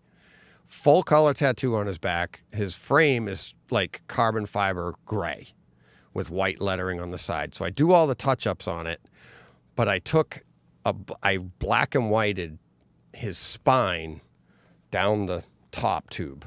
So like it would mirror, like when he's leaning over the bike, that's what that would be. And I ghosted it in to the top tube. Oh, wow. I turned this thing around in like 2 weeks. I was so excited to get this done. I airbrushed the whole thing in. I clear coated. I give it back to him, and he goes, "What did you do to it?" He looks at all the little chips I repaired, and and I'm getting excited. This is Christmas Eve day. I was giving it back to him. Oh, wow. We met in a parking lot to do this, and I'm sitting there, and I'm getting like, I can't wait for him to see it, and he goes, "What'd you do to it?" I go, "You'll see it." And he starts looking around it, and he's like, "I don't see it." And he keeps flipping past it in his eye. It just goes right past him. And then all of a sudden he flips it back once, and he just goes, and he started crying. And he's like, "What the hell did you do?" He was blown away. And I was like, "Merry Christmas, buddy." And it's like, to me, I'm getting chills thinking about it now. That's really cool. It's that stuff that you just want to see out of people, that you just like, it's the reaction. It's not the money. Yeah. It's not this. And, a year later, he was pulling his garage and he crushed it because the bike was on the roof. But that's another story. Whoops. Well, I mean, it happens. Yeah, it was pretty funny. He texted me a picture. He goes, "Look what I did." I was like, "Oh God." He's like, "Can you come paint this?" No, it was ruined. Once you crack carbon, you're done. Yeah, but it's that stuff. I've done that on Harley bikes. I've done that for people that you're just so excited to get it back to them. That's really awesome. And that's I can relate to that. It's like, he's making millions or charging millions of dollars, but he's doing millions of dollars worth of work. Mm-hmm. But it's not the money. It's the reaction. It's the appreciation. And, and that's what he's all about. Yeah. Yeah. And that's what I love about this whole hobby, whether people realize it or not. It's like, we're doing art, we're taking in art, we're doing all of this stuff. And it's like, that's what makes this thing so much fun. And the other part is the engineering of it. I love that too. The marriage of art and engineering. It's just, it's so much fun. It's pretty cool. I mean, we are really blessed to be living in the golden age of home theater, without a doubt. I mean, what if it's not? What if it gets better? And what if it could get better? Because it's only gotten better, to be fair, right?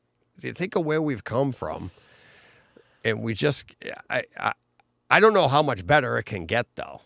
I'm going to go out on a limb. I think that this could be the end of what we know as home theater coming. And on that note, everybody, have a great night. Good night. Todd loves bass, but this is the end. I think I have a sneaking suspicion. I mean, well, you saw what Apple came out with. Yeah. You want to discuss that? I have my thoughts. I think that just based on the consumption habits of young generation right now, who watch TV on their phones, like we all do, but a lot of their content is consumed through iPads and telephones and or smartphones.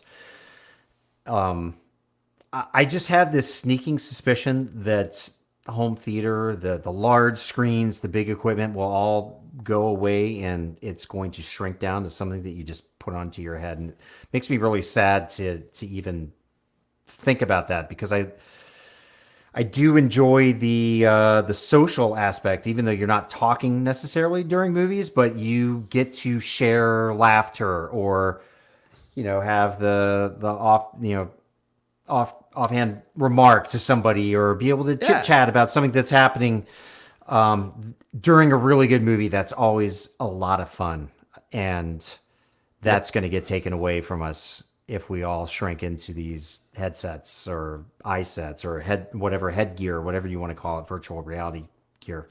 Right. But I just think that it will get to the point where it's really good, and it's going to be so convenient that people are going to go that direction. Whereas, what you have in your room and what you're talking about building, that's not convenient. You need a big space, and it's heavy equipment, and it's super expensive. And that Apple device, whatever the name of it is also very expensive. It's $3,500. Yeah. That will come down. Yep. But if they can pull off an incredible experience and you can see a 100-inch screen, I don't know. See, I don't think. All right, Ara and I had this conversation like the day it came out, and he texted me. I think I might have disappointed him a little because I wasn't as enthusiastic about it as he was, and it's because now I like it. I love the piece. I'd like to get one. I think where you're gonna see that utilized is in like you and I talking to each other right now. It'll be like I'm in your room. It'll probably be able to, they'll have a tech where it's like we'll be sitting at a table together. And then the best part would be is I could totally see that we would be able to broadcast it live and I could put you in my room or you could put me in your room. Yeah. And then what they're watching on YouTube is us sitting at a table together and we feel like that's what we're doing. So it is going to bring us closer, right? Because that's what we crave. And this is what I went into with. It will become popular, but I don't think it's going to replace home theater. I don't think it's going to replace certain things because everything you just said is true. But if everybody I don't see people that are into home theater now stopping and getting this and saying, I'm done with home theater. What I see is people in addition, like people that aren't into home theater already, getting their home theater this way. You see what I mean? So they were never going to get a home theater anyways. I think we might be saying the same thing, but I don't think home theater is our going timelines anywhere. might be different. Yeah, for you and I, folks in our generation, maybe home theater will continue to exist as it does. But I think the people coming up behind may go in the other direction. No, and here's why. Why I think it won't. Human nature, we're pack animals. Like you said, it's not just a wish. It's not just a hope that we don't lose touch with people. It's an instinct. We don't want things on our heads. That's why when we do put them on, we feel odd. And Apple's trying to answer that with, I'm going to show your eyes, and when somebody comes in, you can see them. But we don't like, it's outside our nature to be inside something and away from other people, right? Right. Yeah. Cover a dog's eyes. They don't like it for very long, right? They're pack animals. They don't understand it. We don't like it. It's not within our nature. It's not in our instinct to do that. So we'll do it for a short period of time. But we're not. I don't think we're going to turn into that as a species. I hope not. I don't think I hope not. It's Wall-E. never worked before. Have you seen Wall-E? Oh, of course. Have you we're seen just- Ready Player One? They're like floating around. Yeah, I mean they're like Yeah. on those chairs floating around with the. I mean, it makes me nervous that it could go that way, but I guess I look at it as something very similar to the iPod, which, really took a lot of people away from, I mean, not many kids are going out and buying large stereo systems, right? They have their phone with the AirPods. Right. But But we had been doing that with Walkman CD. We said when the Walkman came out in the 80s where you could put your tape in and you can literally walk, that was a big deal. That was insane. Remember the orange foam? Oh, yeah. Headsets. That was a big deal. Yep. And then, I mean, all the iPod is a refined version of that, right? So we were already down that road. Yeah. Think of every iteration of us putting a big headset on our face and separating ourselves from the world. It has never gone the way of the Walkman. It just hasn't. It's like even the Walkman itself, you'll put your headphones on or your earpods on and going to the iPhone now, you put the stuff on, but then when you get someplace, you take everything off when you're with people. Mm-hmm. We're not separating ourselves, and it's never taken off that way. 3D glasses, we don't, it's like, I want to watch it naturally. Yeah. So I see it being viable. I'm not trying, like when Ara and I were talking, I had to keep saying, like, I think it's going to be popular. Don't get me wrong. I don't think it's going to go the way of the iPhone, the iPad, or I think it's going to be a great tool, but I don't think it's going to overtake everything. I think it depends on how good it performs. You know, if you can put something on your head that is like mind-blowing, we're talking like an OLED, 85-inch OLED experience where your jaw's on the ground, you're just like, holy You're cow, still look not at going to this get black that sound, though. And we got to get to that spatial calibration because that's in there. That's all in there. But all of that, you're not getting that infrasonic. No. You're not getting your subwoofer level. You're not getting that experience. There's always going to be a huge compromise there. But people may be willing to make that compromise. I mean, we were willing to do it for, you know, the iPod. You know, crappy little MP3 files on, you know. I don't know. I get what you're saying. I do think we'll have to wait and see how the technology performs first. If it gets smaller down to a regular pair of glasses, I see that becoming where you can actually see through them, but then it does holograms and gives you information on where you're going. And I want that for cycling. I keep hoping like I can get my speed and my, you know, a warning of somebody coming up behind me, all, you know, a heads up display for when I'm cycling. Because I love tech, I love that stuff. That might actually even exist. One of my daughters have goggles for swimming that has all that data. Yep. That projects up inside, so when they're swimming, they can see that kind of data. What do they see? Heart rate, maybe? Heart rate? Yeah, speed, I'd have to ask them what it is. Yeah. So pretty cool stuff. I'm curious. I'm very curious to try it out. I enjoy still having the real world spatiality around me. You know, like you said, having things on your face and head. But you can totally see where a younger generation that's just used to that gravitating toward that.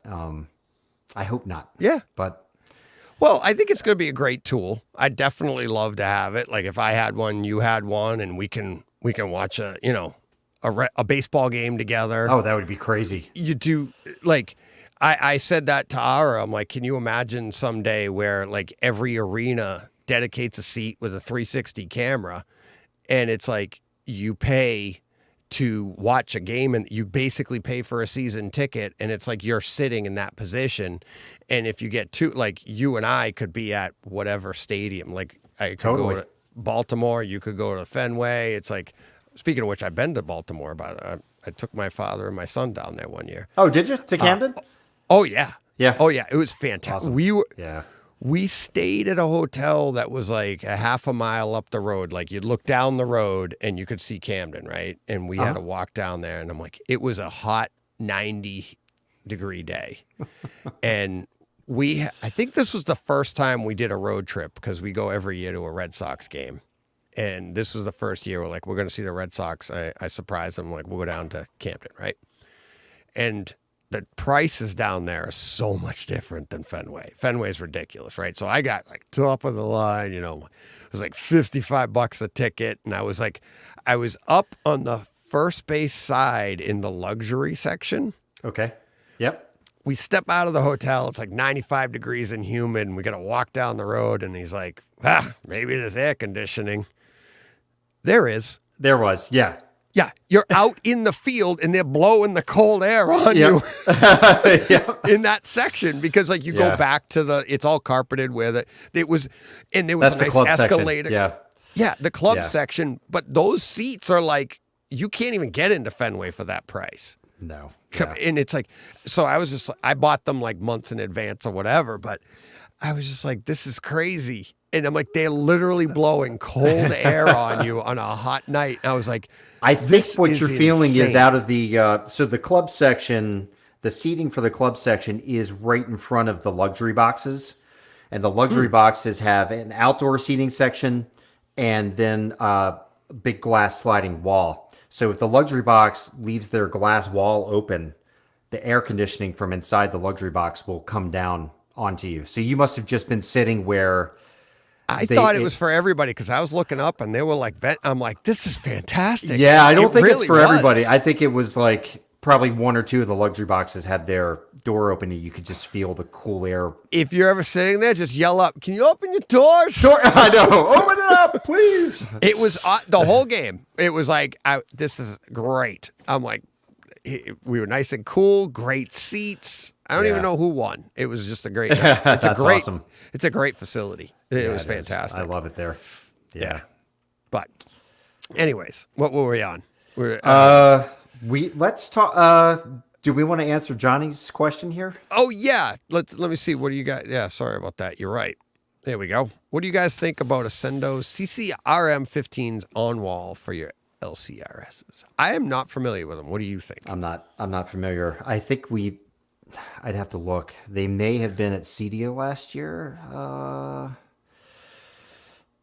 These are on-wall speakers. What I know of them, I would just say you probably can't go wrong. Yeah. But it depends on what you're used to listening to. If they're, are they known to have a tone? Are they colored at all? Like a being fairly neutral. Yeah. I mean, this is like high-end installer grade, right? Type gear. Johnny, I'm gonna have to get back to you on that one. To be honest, yeah. We'll see if they're at CEDIA again. I'm pretty sure that they were with Storm Audio last year, but I cannot remember what they were running in that room. Yeah, when you get into stuff like that, the higher end stuff, I always am like, even if I haven't heard it, like specifically for like in a setup, which is always tough anyways, because it's not your setup until you get it into your room, right? And compare it to what you're used to running. That's the big difference. And when you're getting into the higher ends, it's like, if it's fairly neutral, you're used to listening to fairly neutral. I don't know. What were you running before? And I think it's fun to experiment. Like, I'm still waiting to get to my next set. I upgraded and I was blown away going from the NHTs, which are neutral fairly, and to the SVSs, which are considered neutral. Right. But that upgrade there, and wouldn't you say that's considered a sidestep? They're relatively the same. Price-wise, everything across the board, even how they look. They have both the gloss black. They have the bezeled sides. They look. One's a little bigger than the other. I did that, but the execution is a little different. Is the SVS is probably a tad bit brighter sounding? Yes, it is. It's a tad bit brighter, which I kind of I'm wondering. Is that more appealing to me now because I'm older and I wasn't like, maybe that's what the NHT sounded like to me 20 years ago, because I'd had mine a lot. I've been listening to NHT for 25, almost 30 years. And when you're younger, you're better attuned to the higher frequencies. Yeah.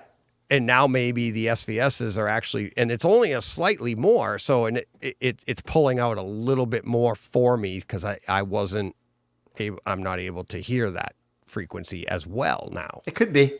That was one of the things I was thinking. I'm like, because I'm amazed at the clarity that I'm getting, and I'm literally shocked at how much of a difference it was to me. I was like, holy crap. Which model of SVS? I've got ultras across the front, bookshelves, ultra center, and then I've got the prime everywhere else. My other four, my surrounds, surround backs, are the prime bookshelf. Yeah, those ultra bookshelves. So I reviewed those and the ultra towers at the same time. And I ran them both in 2-channel first. Okay. And I thought that the bookshelves gave a more detailed image than the towers. Okay. Why do you think that is? I have no idea. It could just be an artifact of the the cabinets. Definitely the low end is a little tighter, right? It doesn't go as deep as the towers. Right. There was something about it where the image was just better. I mean, also maybe I didn't quite have the towers dialed in, but I spent a lot of time trying to dial the toe in correctly and everything. But when it came to 2-channel listening, I thought the Ultra Bookshelf, was a better sounding speaker than the towers. Now, I did not run the Bookshelf speakers for movies. At that point, I had moved them to the rear surround. But I can't imagine why they wouldn't excel also at movies, because you're crossing over to a sub anyway. Yeah, They're really fantastic speakers. They are. I have my front stage crossed over at 100 because they're into like the cabinets in the front of the room, the way I have it designed. And I called SVS and I'm like, because they're rear ported and everything, I'm like, there's enough room in there for them to breathe. I just don't want them to be bloated. And, you know, I don't want that bloated bass or anything. And I'm like, so if I cross them over at 100, I'm thinking that might help it. And then they also were like, I wouldn't worry about that. It's like a lot of people take especially the center channel, and they put it into a stereo cabinet or something anyways. So you're only doing what they're doing. And he goes, just try it out and see. And as soon as the first movie I put on obviously was Star Wars, and I'm like, it's the mid bass that the clarity in mid bass that I'm getting, and the extra punch in the drums and stuff that you're hearing there, and it's like a tactile feel, but the detail and everything, and the crispness and everything, it feels like you're right there with the drum going, you know, and you're like, you can feel that, like the stick hitting the drum, right? Like it feels instantaneous. That I thought I had a great, and I did. I thought I had great experience with my NHTs, but then when you do this, you're like, holy cow. Yeah, they're really high-level speakers. Yeah, for what they are. I mean, I'm going to be doing, what are the other, Kefs and another, I forget, I'm forgetting now, the other set that I'm going to do. I'm going to face them all off.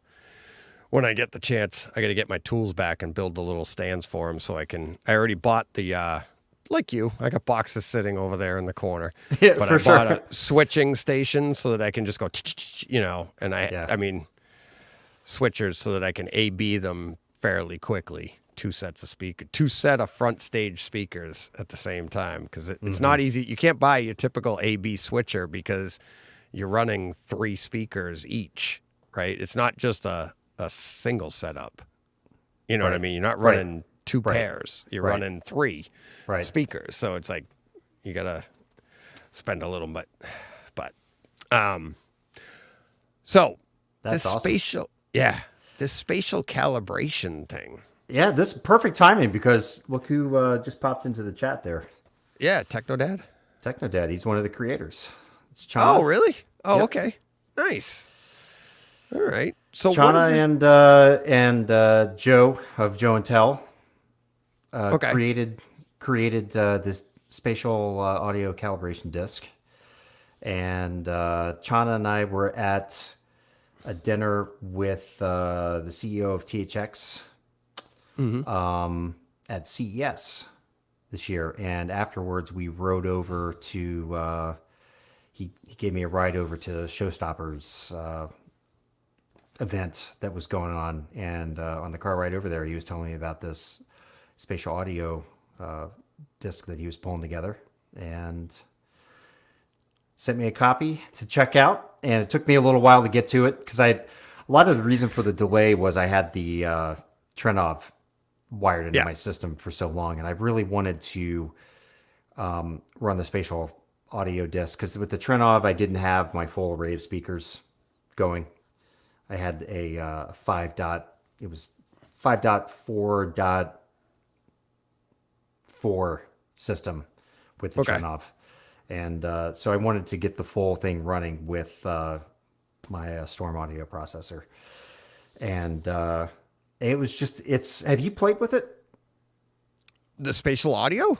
Yeah. The disc or just spatial audio disc. in general? The disc. Yeah. So you need to get your hands on one of these. You're Yeah. gonna love it. It's really cool. I think Chana will tell you it's got to be difficult to create one of these discs, and I think they put a lot of time and effort into it. It really shows. It's a disc that he says. No, you didn't scare me with this crazy driving. Sorry, I just saw that. Yeah. We did. I think we hit warp speed driving down whatever Vegas road we were on. No, it was a fun ride. Yeah. So the disc has 160 tracks on it, and it's just for me personally, I would use it more as a confirmation disc. Yeah. Once I let the storm processor do its thing. And I think a lot of other people with high level processors and things like that will probably treat it as such. But if you don't have, really good room correction, if you have a less expensive AVR or whatever, you can definitely use this disc, I think, to tweak things more in your favor. But it's will it expose flaws and help you correct them? Yeah, or definitely. Yeah, it can definitely expose some flaws. Sure. They put in a lot of really interesting test sections. I think there are 13 sections in total. They kind of start you off with the very basics of getting, your system's volume set correctly so you don't blow your speakers up or blow your ears out. And then, you run through the basics that we all know, like channel leveling and things like that. And then they shift into checking your speaker's polarity, which is kind of an interesting exercise, which basically you make sure that your front left speaker is wired up correctly. And that's kind of the baseline. And then you begin comparing using audio tones, all the other speakers in your entire system to make sure their loudness, China, I hope I'm explaining this correctly, but to make sure the loudness of those speakers matches that of your front left speaker. And, if anything is sounding a lot less loud, it could be it's either out of phase or, the polarity is switched up. So, it's all these cool little things like that are a lot of fun to play with. But then, much like what Spears and Munsell did. So the Spears and Munsell Ultra HD calibration disc, which I think you have. Yes. Do you have that? Yep. Have you played around with the Dolby Atmos? Mm-hmm. Yep. So, they have the image of the ball bouncing around the room. Yeah. And you can follow it. So they did something very similar to that with pink noise, but then they also added in, I think this is in the torture test. They call it torture test. It's like the maybe 10th section of the disc.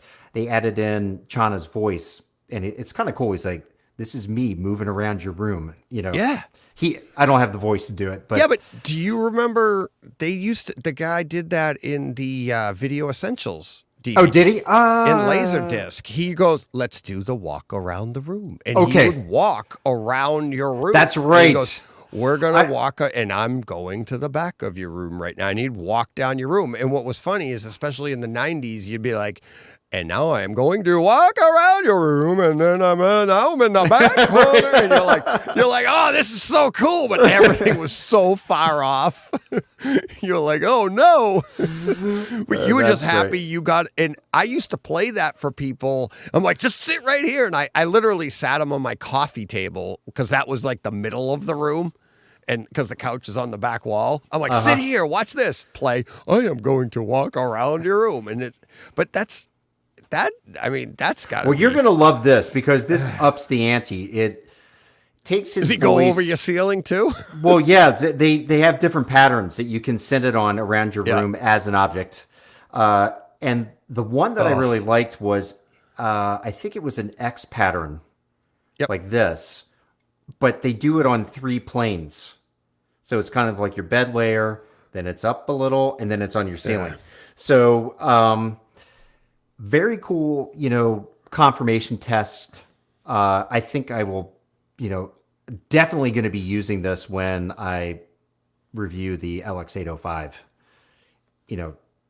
just for confirmation of. Oh, damn. I've never heard that one. On Laserdisc? Yep. I still have it, too, I think. I got the Laserdisc somewhere. Video Essentials. Yeah. It wasn't called the Video Essentials DVD because it was a Laserdisc. Right. It was just, Video Essentials. Yep. Yeah. I can't remember if that came with the film, though. I know the DVD did. Came with the blue film so that you can calibrate your set, your color and tint. Yeah, which is unfortunately complete crap, but that even they said that. They did. They did, but everybody wants it.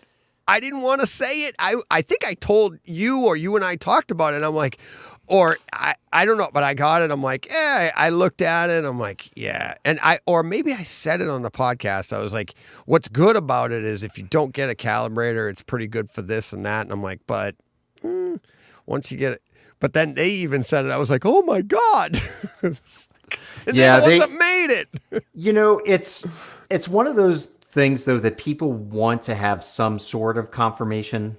Right. Do you know what I mean? And I was disappointed they left it out of the last disc because even, just like an entry level person can take that and at least get their TV going in the right direction.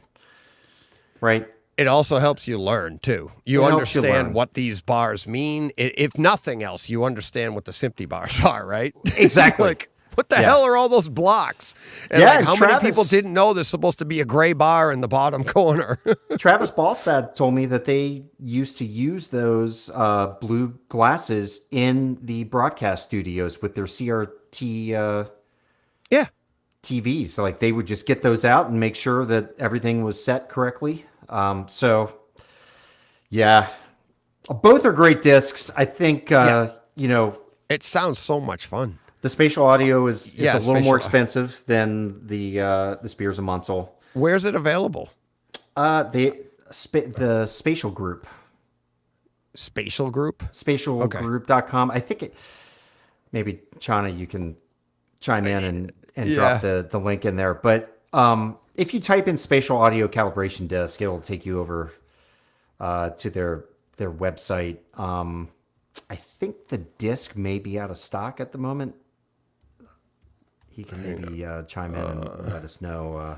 Spatial CD? Spatial Audio Calibration Toolkit is the...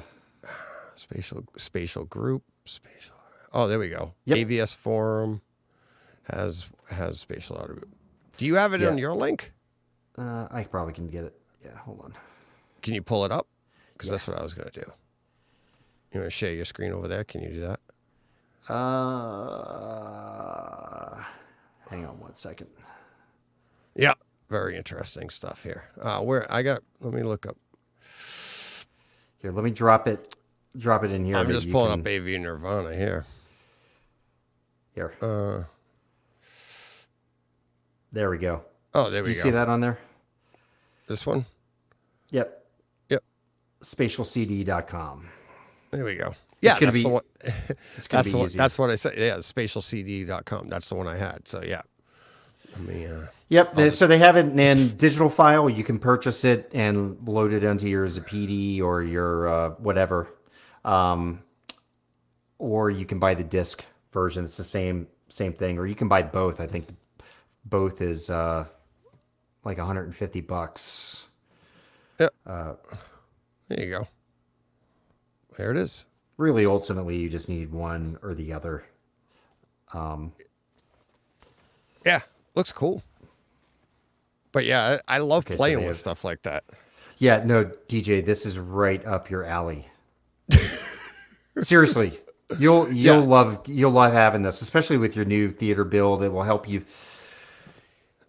Just another one of the sections I really liked is a crossover point section where they just have like low end tone sweep that you play through. You shut your subs off. Yep. And you have your main speakers and you play this tone so you can hear the natural crossover point in your room, which is cool because that helps you identify where that crossover is going to be. And I noted in a review, if you have an AVR where you only have one global crossover point, maybe it's a little less helpful. But for somebody who can set a crossover point for every channel, it's kind of neat to have that ears-on confirmation of what's actually happening with speakers that are installed in your room. Yeah. And, there are ways that you can pull that off without the disc, but it's neat having it all right there on the disc. And particularly for somebody who's not quite technically savvy, or somebody who wants kind of a blueprint of how to go about kind of confirming or checking their room, well, they have it all written out. It has like a 24 or 25 page bathroom reading. It's actually really well written for somebody. I'm not even joking though. Like, Yeah, that's no, like, it cause you is. take it in and then you're like, you can really sit Yes. down, like you read this stuff and like, leave me alone. Like, Yeah, exactly. but, you know what I mean? But cause I love reading that stuff. Me personally, I am not good at learning through reading instructions for stuff. And like, I got to get my hands on something, but I'll read about it, won't really understand it until I start messing with it. And then I'll be like, oh, that's what they were talking about in there. And then you just start doing, like, I know a lot of people, I haven't experienced this one yet, but I know with the Spears and Munsell, people are like, it's so confusing. Know your settings. Take a picture of the settings on your whatever you're calibrating, right? Write them down, take a picture, do whatever we do. Mechanics do it all the time now with their phones. This is what it looked like at the beginning, make it look like that at the end.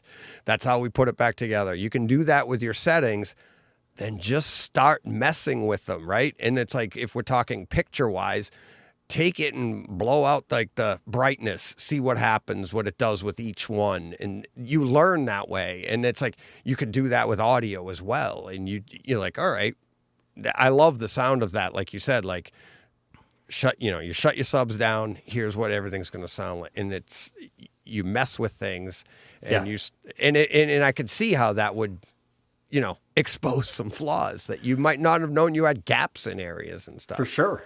Yeah. I see Joe's in the chat there too. And you say spatial audio calibration toolkit, and it's like the bat signal goes up. Yeah. The thing about the Spears and Munsell, the last version of that disc was really intended for pro calibrators, right? And the Meridio guys, Jason Dust, my buddy Jason Dustle, it was never really intended for the home enthusiast. This version that they released now is actually 4 years late. And it's a good thing that they waited, because they were able to do a lot more with it. But, that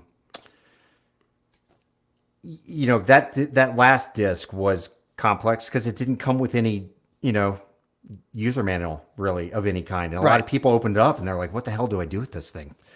The new one is much more friendly. It has a booklet, it's got all kinds of information to kind of hold your hand. And a lot of the things that are so complex, you're not going to be using the pro calibrator and the, professional reviewer or whatever. But so you gotta mess with your stuff. You gotta mess with these things. You've got to get used to your settings and start messing with them, because the systems are really good, to the point that the tech is so good now that the need for a professional calibrator isn't as necessary as it used to be.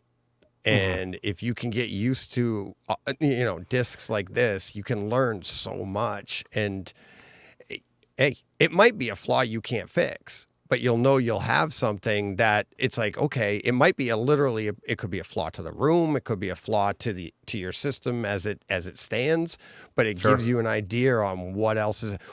Cause I know I had that. I know when I ran, Video Essentials and stuff, I'm like, what's below black? My systems couldn't do that when I first got a disc that had below black on it. And you're like, it's out there somewhere. You don't need it. It's just for calibration, but it's like, okay.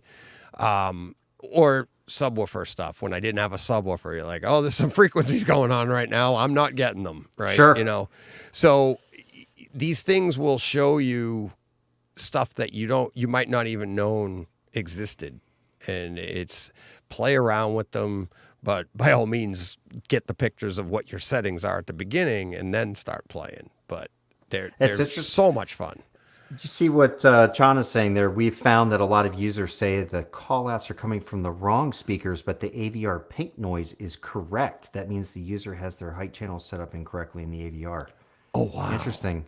Yeah. So there is a call-out section where they're calling out the speaker location rather than just having a tone coming out of speakers in your room. So that's kind of a nice, this is like rear left channel, rear right channel. So you hear it coming. Yeah. So if I'm running, but the pink noise coming out of that speaker would be right? How does that work?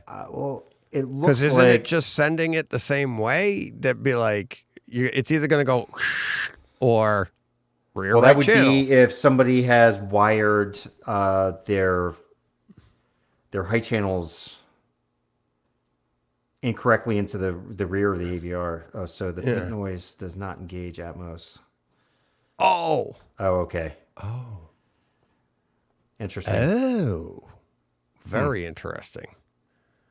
Ooh. I see what he's saying. Okay. Yeah. It's a great, I think, look, if anybody's watching this right now, they're a geek enough to go out and buy this. This is definitely, absolutely. Much like Spears and Munsell, which I think is a must-own disc. I think this is definitely one that everybody should have at the ready. Like you said, to learn from. There's a lot of learning that can be done when you just get more intimate with your system. Right. But, also for folks like you and I, it's, great system confirmation. Yeah. Yeah. Like from the beginner, I had stuff like this when I didn't even know what the hell it was, but you feed off it, get it, learn it. And you know what? You're going to have it probably 2 or 3 years. And then you'll be like, that's what that thing's for. That's what that test tone was. I didn't even know what that was, you know? And it's so much fun, especially like you got nothing. You'll get the bug too.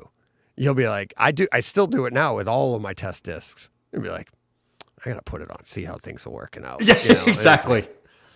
Run a test tone. I found out once that the kids put the speaker back wrong. Polarity was wrong. They just like, one time I found out they didn't even connect it. That was a different story. But yeah, you find out all sorts of things because it's good stuff. One of the things that I wish that AVRs had built in would be a sub test button that was just right on the remote. They would just play pink noise out of the sub before, I know you can go into the settings and you can play it yourself, but I wish there was an easy button. Because that is the one part of my system where I'm always left, that sub come on? So I have my SVS sub set so the lights are off.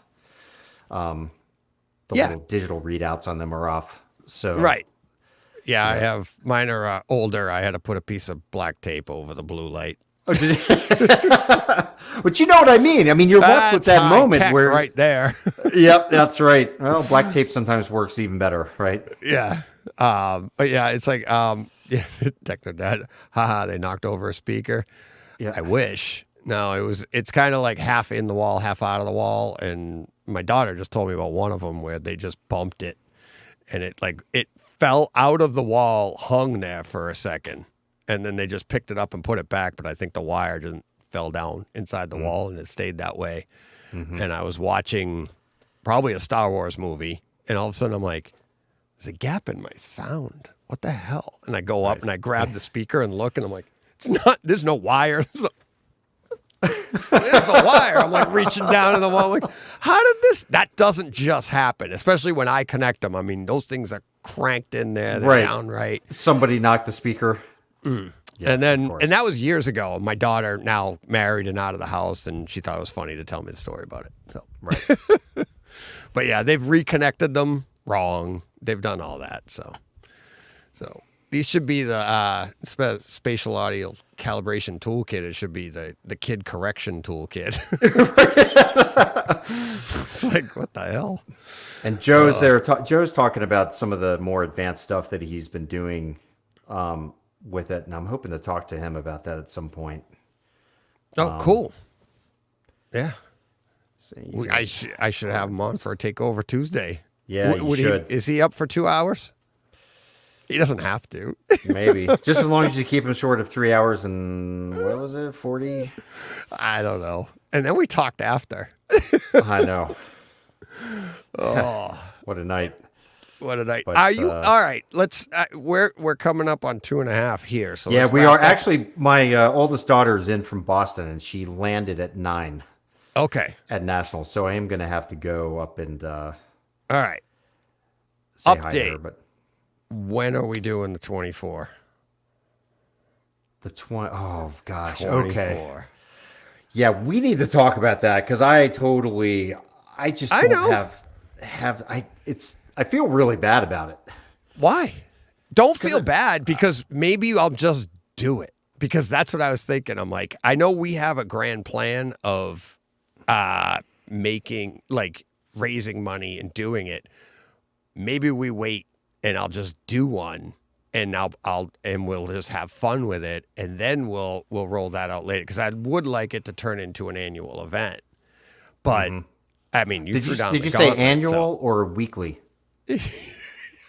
24-hour show a week? What the hell? I was like, I actually thought of doing it from Cedia. And then I was like, I can't. Not my. No, especially my you're first- going to be have too so much fun. tired. I'm gonna be so busy. I'm just enjoying it. If I did that, I'd just be like, all right, now I just flew out to Denver to talk to people for 24 hours. No, I'll do it. I want to do it after Cedia, and then and I'll do it, and then you and we can take see how that thing goes, how smooth it is, or isn't. And Can I hop in on that anytime? Absolutely. I It would love was to your just be able- idea. Just like 1 o'clock in the afternoon, just hop on and be like, "What's up?"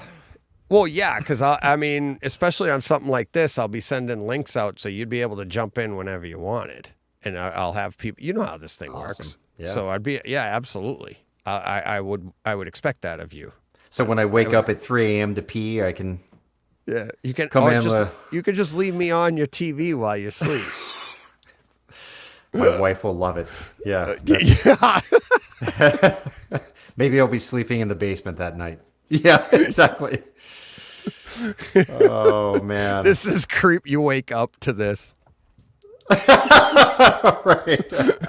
It's like Todd. Todd loves bass. Oh, cool. Look, DJ, it looks like they're gonna hook you up with a disc. Oh, geez. Thank you. Cool. Yeah. Thank you very. Oh man, I can't wait. I'll link you guys together.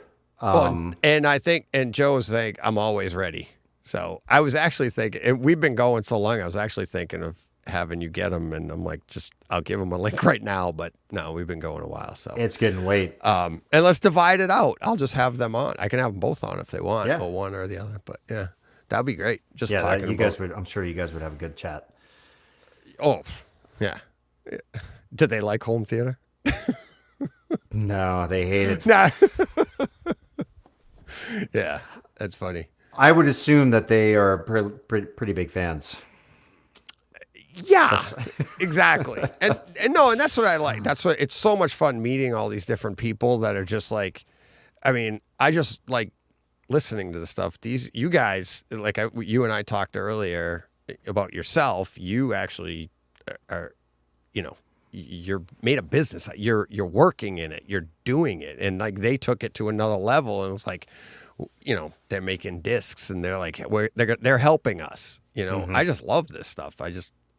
I'm not that smart. I'm just dumb. I just push play. Nah, don't do that. Don't say that. That's just so untrue.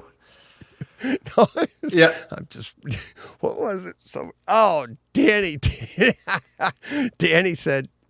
I said I was really shy, and Danny goes, "You're one of the most outgoing. Not like you're not at all." And I was like, no. Everybody has everybody's shy. It's just some people are dumb like me, and you're just like, all right, just forget about it and do it.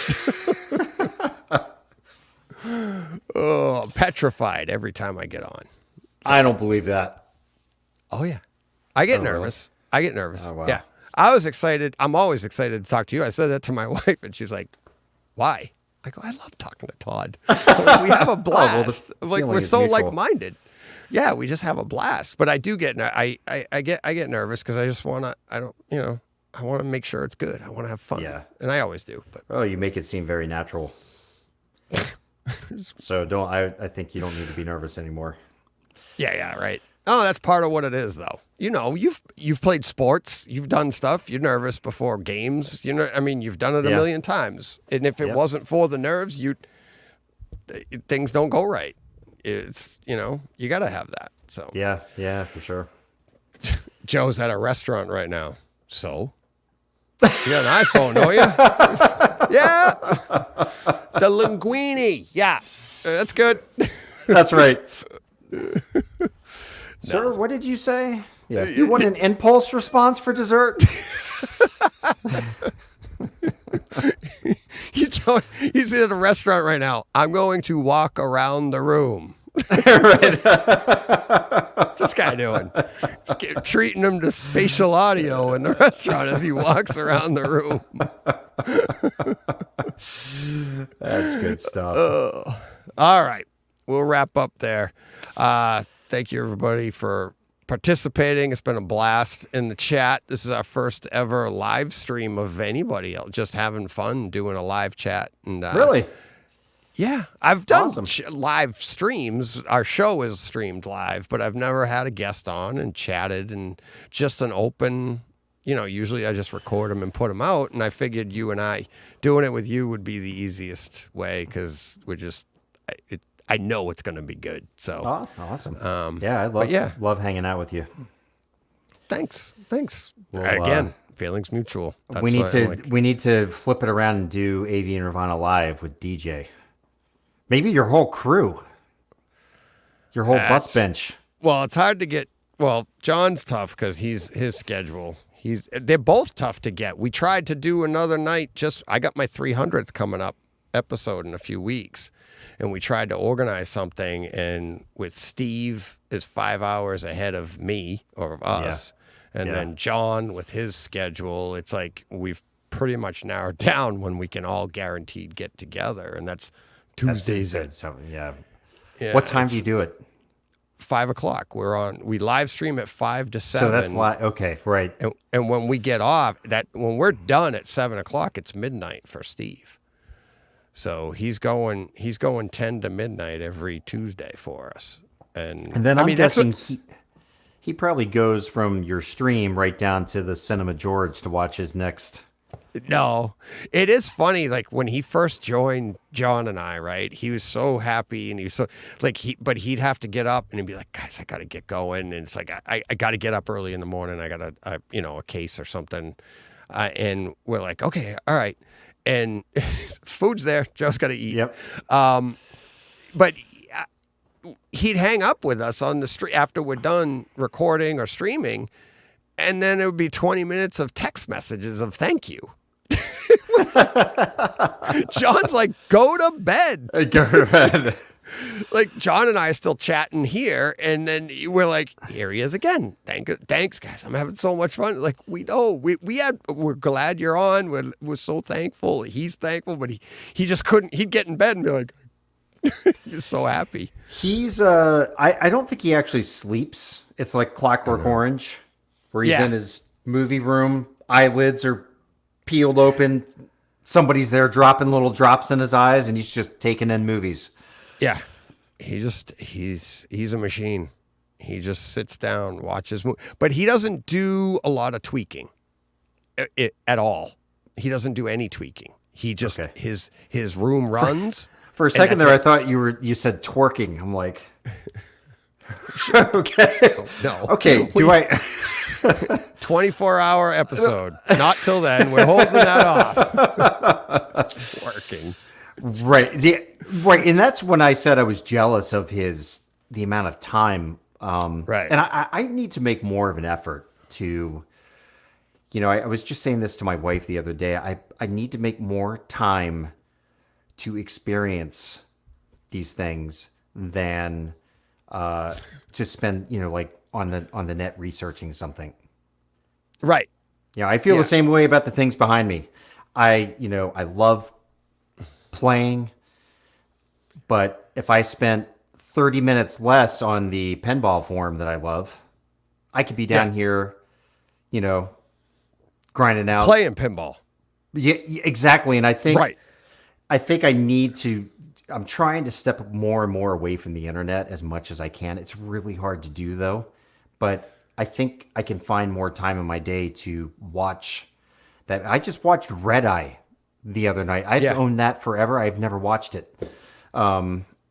So, it's things like that where I squeezed it in. I was really happy I did. So, that's my, my post-birthday goal is to take more advantage of the time that I have left. So, yeah, and even I'm the same way. It's like my son-in-law asked me, he's like, do you find you're watching more movies now that you have the podcast? And I said, not really. Actually, it's probably slightly less, maybe a different variety, because I'm actually getting, motivation from listeners on certain stuff that maybe I wouldn't have chosen. But there's only so much time, right? Because you and I sitting down here, we could have watched, Endgame. You know what I mean? So it's like, but I do enjoy this part of it. I love this part of it. I wouldn't trade that, and it's like, because that is the one thing that before I started the podcast, that was missing, right? It's like, I was alone in my room. And it's like, I just did all this stuff. And then I go and visit somebody. Like I'd have, Jim, I need a calibration. He'd come over and that would be the exciting thing, or he'd call me up about a piece of gear and I'd do that. But that was like a couple times a year. But now it's like talking to people. And I just feel like it's, for me, it's like, yeah, it's great. It's like, could I be in my room all by myself every day? Yeah. But what fun is that? It's like you want to talk to people and get those experiences. So let me tell you something before we go. This is going to blow your mind. I've never seen Endgame. Did you see Infinity War? No. I started watching the movies with... I don't want to ruin it for you, but... Don't ruin it for me. I started watching the movies in order with my youngest daughter before she went away to freshman year of college last year. And we stopped on the second, we're halfway through the second Captain America movie, I think is Winter Soldier. Mm-hmm. And that's where we are. So, but I've seen all the Iron Man movies. Yeah, you've gotten through that. Yep. Guardians is also the same. Guardians of the Galaxy. Guardians started. It's got to be right around there. The first one, Marvel. Yeah. Yeah. So I've seen those, but I have not seen the big. Wow. The big end ones. So yeah. Wow. I know. Yeah. That'll be an event. Yeah. So I'm hoping that we're going to make some headway. I own them. I'm sure you do. Oh, wow. I know. That's going to be fun. I didn't think I could make you speechless. You're trying to process this right now. You're like, that's like me telling you I've never seen Star Wars. Don't tell me that. Oh, I mean, you know that I've seen Star Wars. Yeah. I love Star Wars. I'm like, I know where the button is to hang up. It's like,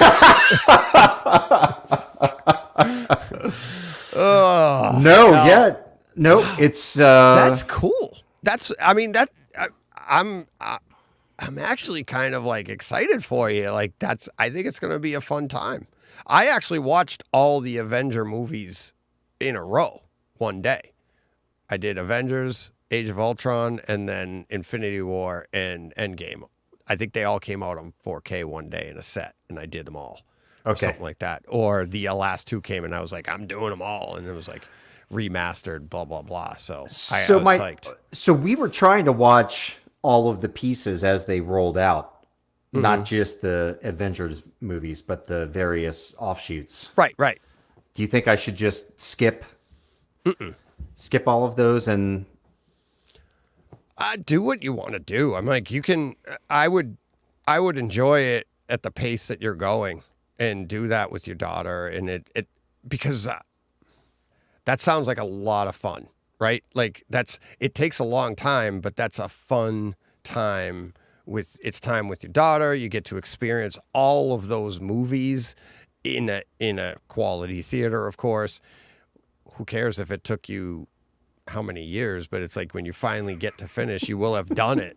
Well, no, I mean, it took 10 years to do it. I might be in the first 89 place. years old when I see. No, but I think it would be fun to do, to experience that with your daughter. And it's like, and you're going to make time to do it, if you want to do it. I wouldn't rush it. I wouldn't all of a sudden go, all right, let's do it this way now. No, I would just keep going. Yeah. And do it the right way. And just, because it's not about, don't get into the part where it becomes like, I got to get through these. No, this is fun. Right. It's not it's not a chore. Well, I mean, we've literally been on hold for almost a year. Yeah. Yeah. So I've got to, it's up to me to now get her to, she's the kid that does not love watching movies, but she watched all of the Avenger movies with her friends. Okay. And she was like, you got to watch them, Dad. So I was like, okay. Oh, so she's trying to get you to watch them. That's good. All the more reason. Yeah. Yeah. Yeah. So I had seen some of them along the way, but most of them not. And right. So, yeah. Yeah. But I mean, I've got to be in the minority of home theater enthusiasts. Of home theater enthusiasts. Yes, absolutely. Yeah. I would and say. in the world, I mean, the billion plus people saw those Avenger movies in the theater. Those last ones. Yeah, so you're with the 2 billion people. What is it, 3 billion people in the world? I don't know. There's more people on your side. No, yeah, it is surprising, but I think that's pretty cool, especially if it's something to do. And I wouldn't say I'm envious, but it would be fun to go back and experience something like that again, because you can never go back and experience it again for the first time. And to be able to do that, it's like, I remember I saw Rocky 3 first. I had never seen 1 and 2. And spoilers to everybody, I had no idea he lost in the first one. I had no idea. And it's really? I saw 3 in the theater, and I was like, I thought I knew the progression. I'm like, okay, he gets the title, he retains the title, and then 3, he loses title and gets it back. That's all. Or defends title in 2 and then goes on. Mm-hmm. And then after 3, I thought I knew the story. And then when I did get, I rented at the video store, I rented Rocky, and I got home and I watched it, and I was like, if all that, well, it was probably only like, 6 years later, but it's like, and I was a kid, there was no internet to spoil it for me. So I was shocked. I was like, this is amazing. So Rocky isn't in Endgame, so you'll be good.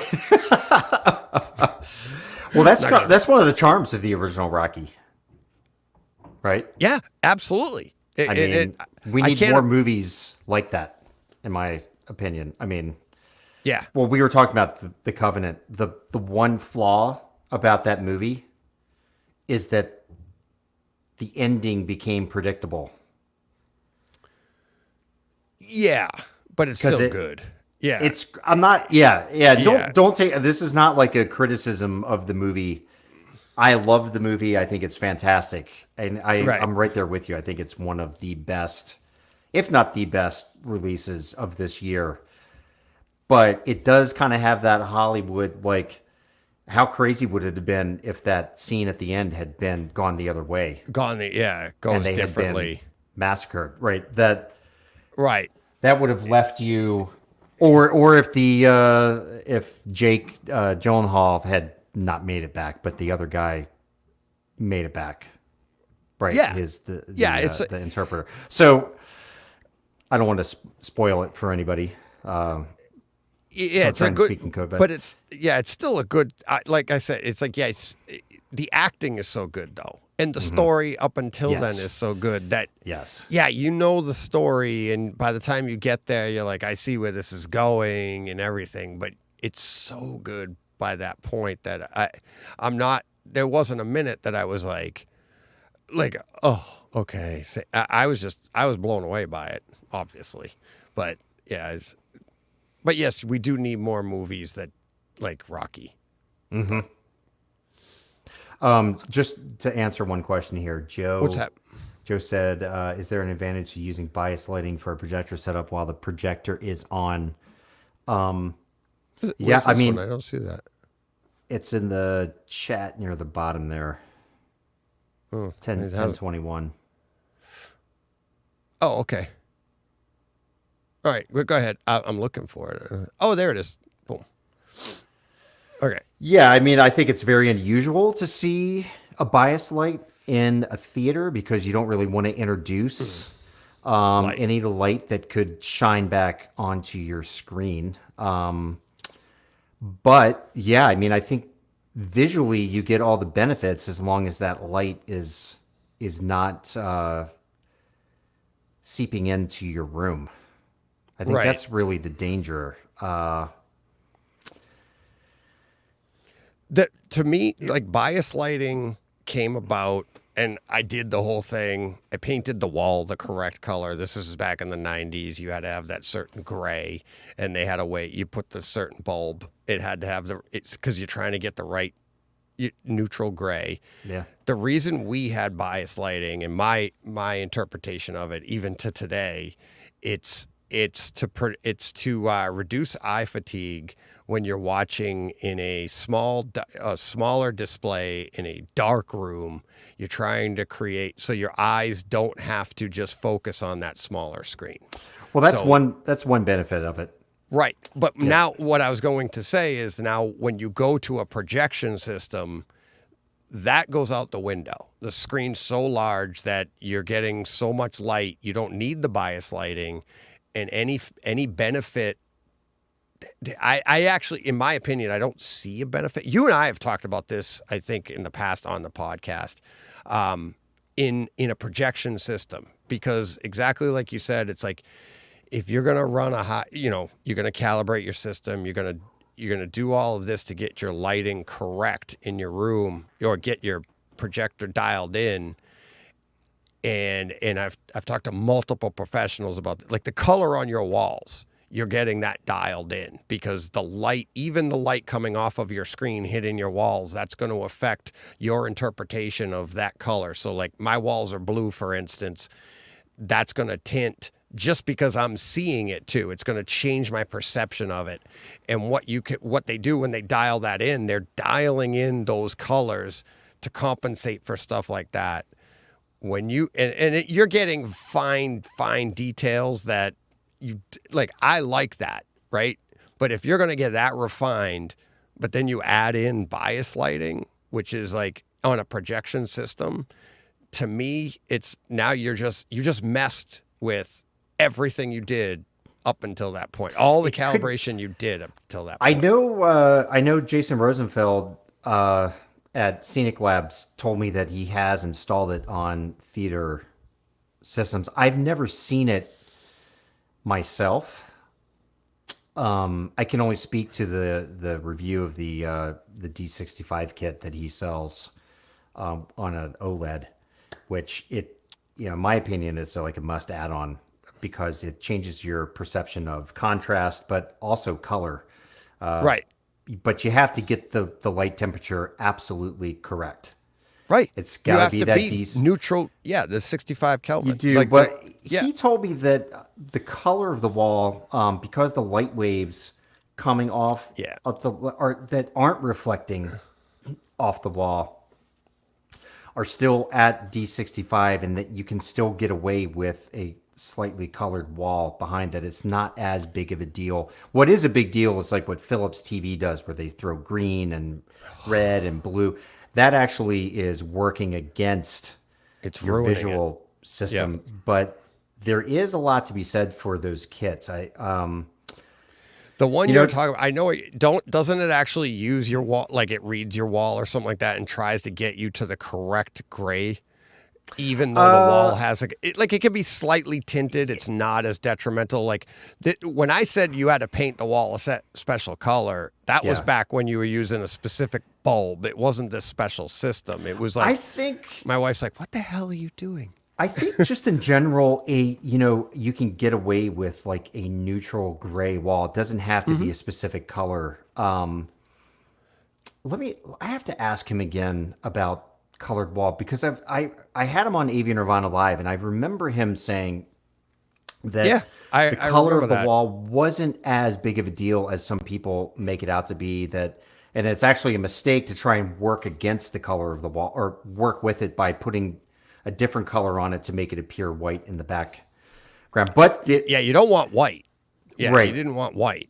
But that D65, it is an anchor point for your eye that really does change the way you perceive things on the screen. And everybody out, if you're interested in it at all, you can go over to sceniclabs.com and Jason owns that. Jason Rosenfeld. He's the guy that sells these kits to all the professional colorists and post-production folks in Hollywood. And his kits are tested to be at, D65 white. They're really legit. If you're going to do it that way. And he's very open to talking to people. Like you can hit him up on chat. He's the guy that chats with people right there on his own website. I run his kits on all my TVs. I think they're pretty, I think the difference, I bought them after I reviewed it. I just went and bought kits for all the TVs in my house. Because I did see that change It's like in perception. masking on a projector, right? Well, that's what I was about to say. I think that it's the reverse effect, but it's amazing how the surroundings can affect your perception of something. 100%.